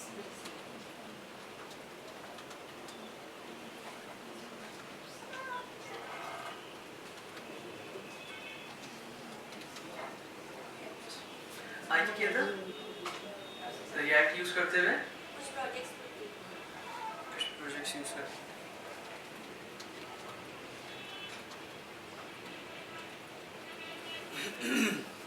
ठीक है, और ठीक है, सही है, थैंक यू। अब ना ये आपका अपना पर्सनल एक ओवरव्यू था जो कि आप यूजुअली किसी क्लाइंट के सामने नहीं बताओगे, ठीक है, यही चीज़ होगी ना। बट अब मुझे जो है ना ये एक रोल प्ले किया उसमें कि क्लाइंट सामने खड़ा हुआ है और मैं उसको बोलूँ कि मैं शुरुआत में मैंने HTML से जावास्क्रिप्ट सीखी है एंड देन मैंने रिएक्ट के फ्रंट एंड के ऊपर काम करा, कुछ प्रोजेक्ट बनाए। व्हाट डू यू थिंक कि क्लाइंट का रिस्पॉन्स क्या होगा? सर हमसे ऐसे बताएंगे I have been learning and now English में छोड़ दो, इंग्लिश में नहीं जा रहा है। प्रोजेक्ट्स के बारे में बताएंगे, एक्सपीरियंस के बारे में बताएंगे। हम लोग एक्चुअली प्रोजेक्ट्स के बारे में बताएंगे कि मैंने फॉर एग्जाम्पल मैं अगर बताता हूँ कि HTML CSS जावास्क्रिप्ट के ऊपर मैं काम कर रहा हूँ, मैंने कुछ प्रोजेक्ट्स बनाए जिसके अंदर कोई एक प्रोजेक्ट ऐसा था जिसके अंदर यूजर मैनिपुलेशन थी, फ्रंट एंड था उसका, CSS के अंदर कोई और एडिशनल लाइब्रेरी यूज हुई थी, जावास्क्रिप्ट के अंदर बैक एंड के ऊपर सर्वर था या नहीं, कुछ प्लगइन्स यूज कर रहे हैं या नहीं, ये वाली डिटेल्स आएंगी, छोटी छोटी डिटेल्स की क्लाइंट के अट्रैक्शन गेट करने में आपको हेल्पफुल रहेंगी। अब आप मुझे ये चीज़ बताओ, ये 3-4 सेंटेंस थे, ठीक है, आप 3-4 सेंटेंस अगर सामने को बोलती हो, even though you are beginner and you realise this कि आप बिगिनर हो, लेकिन आप सामने वाले को ना ये चीज़ का अंदाज़ा मत होने दो, क्या उसको जो है ना बिल्कुल जेनेरिक वर्ड में, क्योंकि जेनेरिक आपकी सेंटेंस है, ठीक है, ये हर क्लाइंट को पता होगा कि उसको एक ऐसा बंदा चाहिए जिसने HTML CSS जावास्क्रिप्ट पर काम करा हो, ठीक है, हर किसी का चाहिए। हमने जो प्लगइन्स यूज किए हैं हमें उसके बारे में एक्सप्लेनेशन नहीं है। हाँ दे दो, आप क्लाइंट को किस तरीके से बताओगे, जैसे मेरी अपनी प्रोफाइल के ऊपर मैंने ये लिखा हुआ है कि मैंने ओवरऑल 30+ गेम्स के ऊपर काम करा हुआ है, मैं अपनी प्रोफाइल के ओवरव्यू की बात कर रहा हूँ, ठीक है, मेरी अपनी प्रोफाइल के ऊपर ये लिखा हुआ है कि I have worked on over 30+ games that are published on app store और प्ले स्टोर। इसका मतलब ये क्लाइंट मुझसे एक्सपेक्ट कर सकता है कि अगर मैं किसी गेम पे काम करता हूँ तो मैं ऐप स्टोर और प्ले स्टोर के ऊपर उसको रिलीज करके दे दूँगा। इसी के साथ साथ उन 30+ गेम्स के अंदर मैंने एडिशनल प्रोजेक्ट्स बता दिए कि 30+ गेम्स के अंदर ना अलग अलग कैटेगरीज थी, फर्स्ट पर्सन शूटर भी होगा, थर्ड पर्सन शूटर भी होगा, देन इसी के साथ ये गेम्स की कैटेगरीज थी, देन मैंने बता दिया कि मैं AR ऐप्स के ऊपर भी काम करता हूँ, ये एक एडिशनल चीज़ थी। AR ऐप के अंदर मैंने फर्दर उसको एक्सप्लेन करा कि AR ऐप के अंदर विफोरिया का नाम का एक SDK है जो कि मैं स्पेसिफिकली यूज़ करता हूँ AR एप्लीकेशंस के लिए। देन विफोरिया के अंदर मैंने एक जियो लोकेशन बेस्ड ऐप के ऊपर काम किया था, उसका मैंने रेफरेंस दे दिया कि मैंने जियो लोकेशन के SDK के ऊपर भी काम करा हुआ है, डिफरेंट चीज़ों के ऊपर काम करा हुआ है। आप अपने आप को जितना ज़्यादा एक्सप्लेन कर सकोगे ना क्लाइंट के सामने, वो समझेगा यार ये चीता बंदा है। वर्डप्रेस में प्लगइन्स तो बहुत ज़्यादा होते हैं, मतलब सब हाँ तो डिस्क्रिप्शन में ज़्यादा नहीं हो जाएगी। नहीं सर वो जो चीज़ें वो स्किल्स में हम ज़्यादा मेंशन करते हैं, वैसे जब एक्सप्लेन कर रहे थे तब आपने एक्सपीरियंस और प्रोजेक्ट्स के बारे में आप लोग एक्सप्लेन इतना ज़्यादा ऐसे नहीं करोगे कि अपनी जो स्किल्स के अंदर आप सारी चीज़ें ऐड नहीं कर सकते। आप स्किल्स के अंदर सिर्फ टैग्स डालोगे। हाँ, स्किल्स के अंदर आप सिर्फ टैग्स डालोगे कि HTML की स्किल हो गई, वर्डप्रेस की स्किल हो गई। जो डिस्क्रिप्शन की जो बात है, जो डिस्क्रिप्शन की बात है कि कितना ज़्यादा मैंने लिखा है, कि इतना ज़्यादा जो ना मैंने काम करा है, आप एक पर्टिकुलर वेबसाइट को कितने पेज दे सकते हो 5-6 बताने के लिए? अगर आप इतना सारा बताओगे ना, अगर आप इतना ज़्यादा बताओगे तो क्लाइंट तो ऑलरेडी भाग जाएगा। ये बिल्कुल वैसी सेल्स पिच हो जाएगी। सब बुलेट्स पे बता सकते हैं। आप बुलेट्स में बता दो। ये प्लगइन्स यूज किए। फॉर एग्जाम्पल आपने 10 वेबसाइट के ऊपर काम करा है, या मैं बताऊँ 50 वेबसाइट के ऊपर काम करा है, तो आपको खुद को पता है कि उन 50 में से कौन सी जो है ना टॉप 10 है, ठीक है, आपको पता होगा कि कौन सी टॉप 10 है, आप उन टॉप 10 के ऊपर फोकस करो। अगर आपने 50 प्लगइन्स यूज करे हैं and based on the complexity आपको ये पता होगा कि यार इस प्लगइन में कितनी मेहनत है। मैं वर्डप्रेस का मुझे काम नहीं आता, ठीक है, मैं वर्डप्रेस का बंदा नहीं, मैंने गूगल एनालिटिक्स लगा लिया था अपनी वेबसाइट पे, मैं उसको शो ऑफ तो नहीं कर सकता ना, क्योंकि मेरे लिए being a non technical person in WordPress मेरे लिए जो है ये बहुत बड़ी चीज़ है कि मैं एनालिटिक्स लगा दिया। अब अगर मैं सामने किसी ऐसे बंदे को बताऊं जो कि वर्डप्रेस से काम करता है, उसको तो पता है यार ये बंदा बेवकूफ़ बना रहा है, 5 मिनट काम।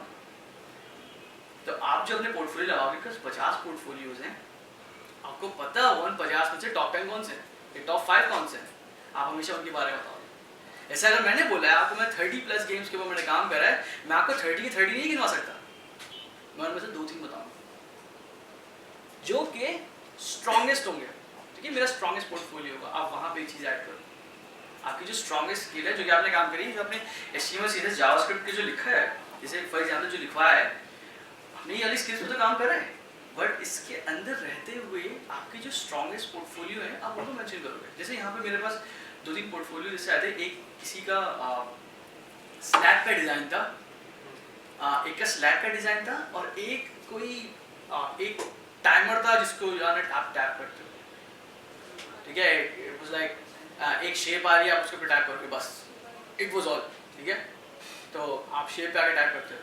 ये 2 पोर्टफोलियोज है ना, ये मेरी नज़र में अच्छे पोर्टफोलियो ना, मैं नहीं जानता कौन है इसका, मैं जानने में बहुत ज़्यादा इंटरेस्टेड नहीं हूँ, लेकिन उन लोगों के लिए मैं सिर्फ ये बोलूँगा कि जब आपने एक चीज़ ये बना ली है ना, आप उसको कंप्लीट करो, क्योंकि वो दोनों इनकम्प्लीट हैं,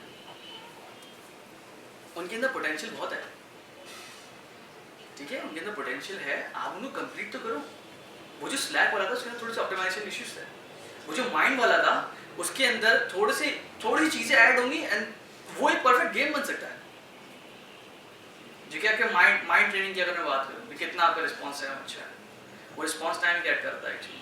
अगर मैं 10-15 क्लिक्स करे आपको फिर एक रिजल्ट ने बताया कि आपने एक एवरेज क्लिक कितनी देर में करा है, तो उसके अंदर थोड़ी सी मोटिवेशन होके हो सकती है चीज़ें।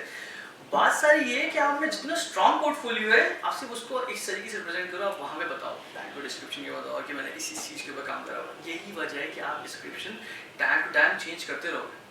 मैंने अपनी लास्ट क्लास में भी ये बोला था कि आप डिस्क्रिप्शन हमेशा चेंज करते रहोगे। अगर फॉर एग्जाम्पल आपके पास मीडिया का पोर्टफोलियो था एंड देन आपके पास एक प्रोजेक्ट आया जिससे आपका अच्छा पोर्टफोलियो आया, तो जो अच्छा वाला पोर्टफोलियो आपके टॉप पे आ जाएगा, ताकि जब भी क्लाइंट आपकी प्रोफाइल देखे तो आपको उसका आप सबसे अच्छा काम दिखे। तो HTML सीरीज जावास्क्रिप्ट बहुत जेनेरिक टर्म्स है, इसके अंदर जो आपको जो स्ट्रॉन्ग चीज़ है ना आप उसको डिफाइन करो। इस तरीके से आपको डिस्क्रिप्शन सेट करनी पड़ेगी। अब यहाँ पे हर किसी का अलग पोर्टफोलियो है, मेरे ख्याल में किसी का एक पोर्टफोलियो तो नहीं है, ये सबका एक पोर्टफोलियो है। सर कुछ प्रोजेक्ट्स हम लोग यहाँ से ऐसा होमवर्क मिले जिसमें स्लैक का है और कुछ क्लोन्स हैं, वो सब है जो हमारे सेम होंगे, बाकी कुछ प्रोजेक्ट्स हैं। इवन स्लैक का भी मेरे पास सिर्फ एक है। बनाया सबने ओवरऑल असाइनमेंट बनाई है, तो सब पोर्टफोलियो में मेजॉरिटी सबके तो फिर मैंने तो इंडिविजुअल ईमेल करने को बोला था, तो मेरे पास अगर सर आपको जो सुबह ने सेंड किया था उसकी बात कर रहे हैं, जो आपने हमसे लिंक्स मांगे थे उसकी बात। जो आपसे लिंक्स वो एक तो जो आ गए वो आ गए, दो 3-4 ऐसे, तो दूसरा में 3 है। अब वही वाली बात है कि आप डिस्क्रिप्शन इस तरीके से सेट करो कि आपकी जो स्ट्रॉन्गेस्ट चीज़ है आप सिर्फ उसको ऊपर लेकर आओ, ठीक है। डिस्क्रिप्शन आप इस तरीके से लिखोगे, ये इस डिस्क्रिप्शन में भी यही मसला है। एंड देन ये रिएक्ट वेब डेवलपर, यार रिएक्ट का बंदा फ्रंट एंड वाला होता है, तो ये वेब डेवलपर की टर्म आप यूज़ नहीं करोगे, ठीक है। आप यहाँ पे लिखोगे फ्रंट एंड डेवलपर, देन अंदर आके आप लिख दोगे रिएक्ट अगर कोई और बूटस्ट्रैप, मुझे वेब की टेक्नोलॉजीज का नहीं पता, सही है। To be specific title wise WordPress वाले लिखे हैं, वर्डप्रेस डेवलपर,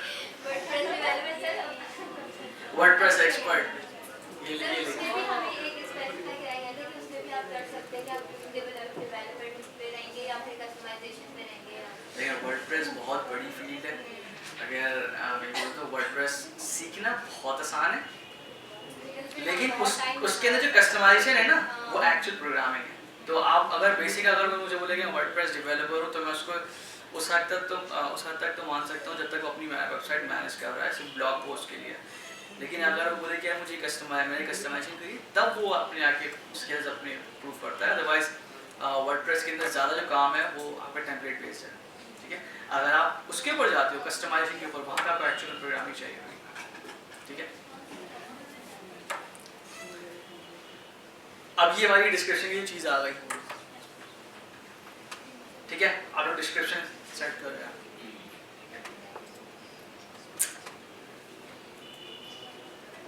देन यहाँ पर आ गया हमारे पास पोर्टफोलियो। हमारा पोर्टफोलियो का पेज, ये वही चीज़ है जो बेस्ट आइटम है आप वो लेकर आओ, 50 है तो 50 लेकर आओ। फॉर एग्जाम्पल अगर हेलो वर्ल्ड किसी ने लिखा है तो वो नहीं, वो अलग बात है। मैंने आपसे मांगा था कि अपना पोर्टफोलियो मुझे सेंड करो, भले हेलो वर्ल्ड, ठीक है। लेकिन यहाँ पे ऐसा नहीं करना, वो अजीब सा लगेगा। अगर आप जा रहे हो किसी को रिप्रेजेंट, अपने आप को रिप्रेजेंट करने एंड देन आप हेलो वर्ल्ड लेके जा रहे हो तो वो अजीब सा लगेगा, ठीक है। तो आप पोर्टफोलियो आइटम के ऊपर ऐड करोगे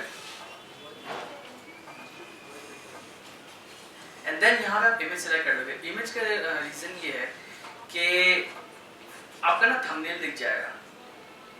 अगर मैं बोलूँ तो आपका थंबनेल दिखेगा, जिससे एक क्लाइंट को ओवरव्यू मिल जाएगा इन जनरल कि आपने किस तरीके काम किया हुआ है, ठीक है। आप यहाँ पे टाइटल डालोगे, ये आपका प्रोजेक्ट का नाम हो सकता है, एंड देन डिस्क्रिप्शन में आप उस स्किल से रिलेटेड जो आपने लैंग्वेजेस यूज़ करी है उसके अंदर जितनी चीज़ें आपने करी है ना सब लिख दो।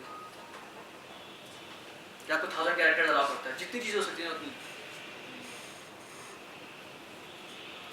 देन यहाँ पे फाइल मैं रिकमेंड नहीं करूँगा, कि अगर किसी प्रोजेक्ट की बात करें तो ये यूजुअली सोर्स फाइल होती है, मैं रिकमेंड नहीं करूँगा कि आप इसको अपलोड करो। आपसे वो इमेज सर वो कोड वाला ऑप्शन ही नहीं है, इमेज वाला। हाँ यहाँ पे आप थंबनेल डालोगे सर, कोड वाले ऑप्शन पे। अच्छा ठीक है, तो आप यहाँ पे अपलोड करो अपनी थंबनेल, देन नीचे आप वो वाली स्किल सेलेक्ट करोगे। ये जरूरी नहीं है कि आपकी प्रोफाइल की सारी स्किल्स के अंदर से हो। फॉर एग्जांपल अगर मेरी प्रोफाइल मोबाइल ऐप डेवलपमेंट की है और मैं iOS एंड्रॉइड दोनों पे काम करता हूँ और मेरा पोर्टफोलियो सिर्फ एंड्रॉइड से की हद तक है, तो मैं यहाँ से सिर्फ एंड्रॉइड सेलेक्ट करूँगा और देन वो स्किल्स में सेट कर दूँगा। इसका मतलब ये है कि ये वाला जो पोर्टफोलियो ये वाली स्किल के ऊपर बेस करता है। मैं अगर एंड्रॉइड डेवलपर हूँ और फॉर एग्जांपल मैं अगर वेब मोबाइल ऐप डेवलपर हूँ और मैंने दोनों तरह के प्लेटफॉर्म्स के ऊपर काम करा हुआ है और एंड्रॉइड का पोर्टफोलियो है, तो मैं यहाँ पे सिर्फ एंड्रॉइड सेलेक्ट करूँगा। ये कर लेना और सब लोग यहाँ सब लोग कर लेना, ठीक है, काफ़ी इंपॉर्टेंट चीज़ है। अदरवाइज वही एग्जाम्पल आ जाएगी कि एक चट्टे के अंदर बैठ के जो ना बंदा आ रहा है और ना अपने आप को बोले यार मुझे हायर कर दो। तो अगर आपको लगता है कि आप ऐसे बंदे को हायर करोगे जो अपने आप को ठीक तरीके से रिप्रेजेंट नहीं कर सकता, तो फिर आप फ्रीलांसिंग के अंदर घुस जाओ, ये ब्लाइंड ट्रस्ट करते हुए कि आपको प्रोजेक्ट मिल जाएगा। अगर आपको लगता है कि आप इस कंडीशन के अंदर खुद को हायर करोगे। कोई क्वेश्चन है अब तक? क्योंकि व्हाट आई वांट, मुझे आप लोगों से आप बिल्ड्स करवा दो, ठीक है। इसके अंदर कुछ टॉपिक्स ऐसे हैं अपवर्क और फाइवर के ऊपर, अपवर्क फाइवर फ्रीलांसर के ऊपर कुछ टॉपिक्स ऐसे हैं जो कि मैं नहीं कवर करा, और उसका रीजन सिर्फ ये है कि वो टॉपिक्स जब एक्चुअल एक्सपीरियंस हो ना उसके ऊपर अगर चीज़ें आए तो वो ज़्यादा सही तरीके से एक्सप्लेन हो सकती है। अदरवाइज जैसे फाइवर के अंदर मैंने बायर रिक्वेस्ट बहुत स्ट्रक्चरली पढ़ा है। फाइवर का जो बायर रिक्वेस्ट है, अभी अगर मैं आपसे डिटेल में क्वेश्चन करूँ नहीं कर पाऊँगा। इसका मतलब ये नहीं कि आप लोग सही पढ़ लेंगे। सर कुछ क्वेश्चंस में मैंने ये भी देखा था, कुछ जो प्रोजेक्ट्स ओनर्स होते हैं जो इंट्रोड्यूस करते हैं प्रोजेक्ट के लिए चाहिए कोई टाइम, तो उसमें वो ये भी पूछते हैं कि अपवर्क के साथ उन्होंने मुझे भी पता उसे जीरो डेक्स कहते हैं, ओडेक्स कहते हैं, उसका भी उन्होंने मुझे कि इस पर भी काम किया हुआ है या नहीं। ओडेस्क बहुत पुरानी वेबसाइट थी 2014 से पहले। ओडेस्क और इलास, ठीक है, ये दो वेबसाइट थी, ये दोनों फिर एक मर्ज हो गए। मर्ज मतलब इलास ने एक्चुअल में ओडेस्क को एक्वायर कर लिया था, ठीक है, देन वो फिर अपवर्क कर ली। तो ओडेस्क के ऊपर अगर किसी का रेफरेंस है तो आई एम नॉट श्योर कि वो एग्जैक्ट सेंटेंस क्या था, बट ओडेस्क का मतलब काफ़ी पुराना है। तो क्या पॉइंट था? हाँ, बायर रिक्वेस्ट। बायर रिक्वेस्ट अभी हम लोग डिटेल में नहीं गए, ठीक है। अपवर्क के ऊपर भी हम लोग पेमेंट्स के अंदर अभी डिटेल में नहीं गए, मतलब पेमेंट्स का तो मैंने नहीं बताया ना अभी तक। आप लोगों को ये बताया कि पेमेंट रिसीव कर सकते हैं, और वो झगड़े वाली बात, डिस्प्यूट अल्लाह ना करे वो बताने का मौका मिले। फायदा क्या है यार, आप लोग नए नए प्रोफाइल के ऊपर डिस्प्यूट मैं वैसे ही बताऊंगा, ठीक है, मैं वैसे आपको बताऊंगा कि डिस्प्यूट क्या होता है, किस तरीके से आप टैकल कर सकते हो। बट ये उन पॉइंट्स के अंदर है जो कि एक्चुअल एक्सपीरियंस अगर ना हो ना तो वो नहीं ऐसा नहीं है, ना हो तो एक्चुअल एक्सपीरियंस ना हो तो समझाने में थोड़ा सा मसला होता है, ठीक है। तो अब आप लोग नेक्स्ट वीक तक क्या करना है? बिट्स करनी है। नहीं, अब मुझे प्रोफाइल नहीं चाहिए आपको। अब आप लोगों को बिट्स करनी है, क्योंकि अब नेक्स्ट वीक से हम लोग बिट्स करेंगे एंड देन हम लोग कोशिश करेंगे कि कोई बंदा जो है ना कोई स्टार्ट में प्रोजेक्ट लेकर आ जाए एंड देन लेट्स सी कि उसकी प्रोफाइल कैसी है। तो सर एक कंफ्यूजन थी कि जो जॉब होती है डिस्क्रिप्शन मतलब चेक करते हैं उसमें CSS HTML जावास्क्रिप्ट उसके साथ PHP और बाकी वो चीज़ें होती है जिसमें हम एक्सपर्ट नहीं, हमने पढ़ा सीखा नहीं है, तो क्या उसके लिए बिड कर सकते हैं? उसके लिए भी हो सकता है? मैं जो बिड करता हूँ, मैं जो रिकमेंड करता हूँ वो ये रिकमेंड करता हूँ कि अगर आपको कोई जॉब ऐसी दिखे जिसके अंदर कोई ऐसी इंफॉर्मेशन जिसके ऊपर आपको काम नहीं आता तो उसका रेशो चेक करो। अगर 50% है तो उस पर हाथ नहीं डालना।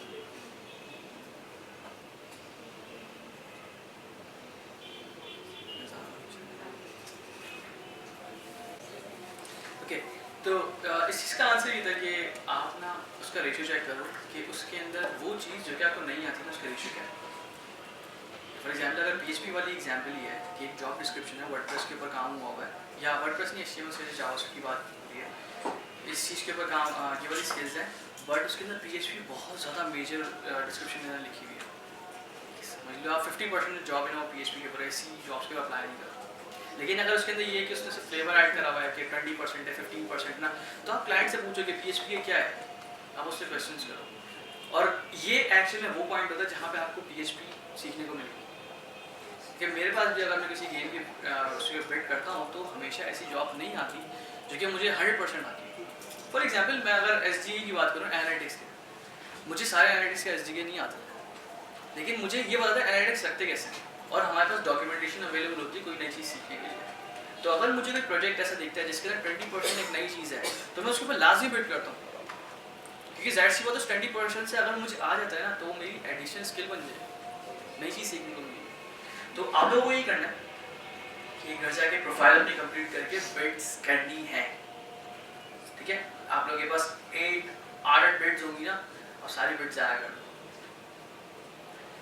सारी बिड्स ज़ाया कर दो। और ज़ाया करने का मतलब ये नहीं है कि ऐसी हाई वेटिंग थैंक यू ऐसे नहीं करना प्लीज़। एक अगर आप ऐसे करते हो तो it would really hurt me, क्या मतलब क्या कर रहे हो, ये वही साइकिल हो जाएगा जिसके अंदर मैं उल्टा पेन पकड़ के बैठा हूँ और आप लोग सुन नहीं रहा, आप लोग मुझे बता रहे हो एंड देन ना मैं वही हरकतें कर रहा हूँ। तो ऐसा नहीं करना। 8 बिड्स हैं आप लोगों के पास, आप लोग टाइम लगाओ, जिस टाइम भी आप लोग बैठते हो फिलहाल की प्रोफाइल कंप्लीट करके चीज़ें करो, बिड्स करो and I will see you next week, ठीक है। अल्लाह हाफिज़।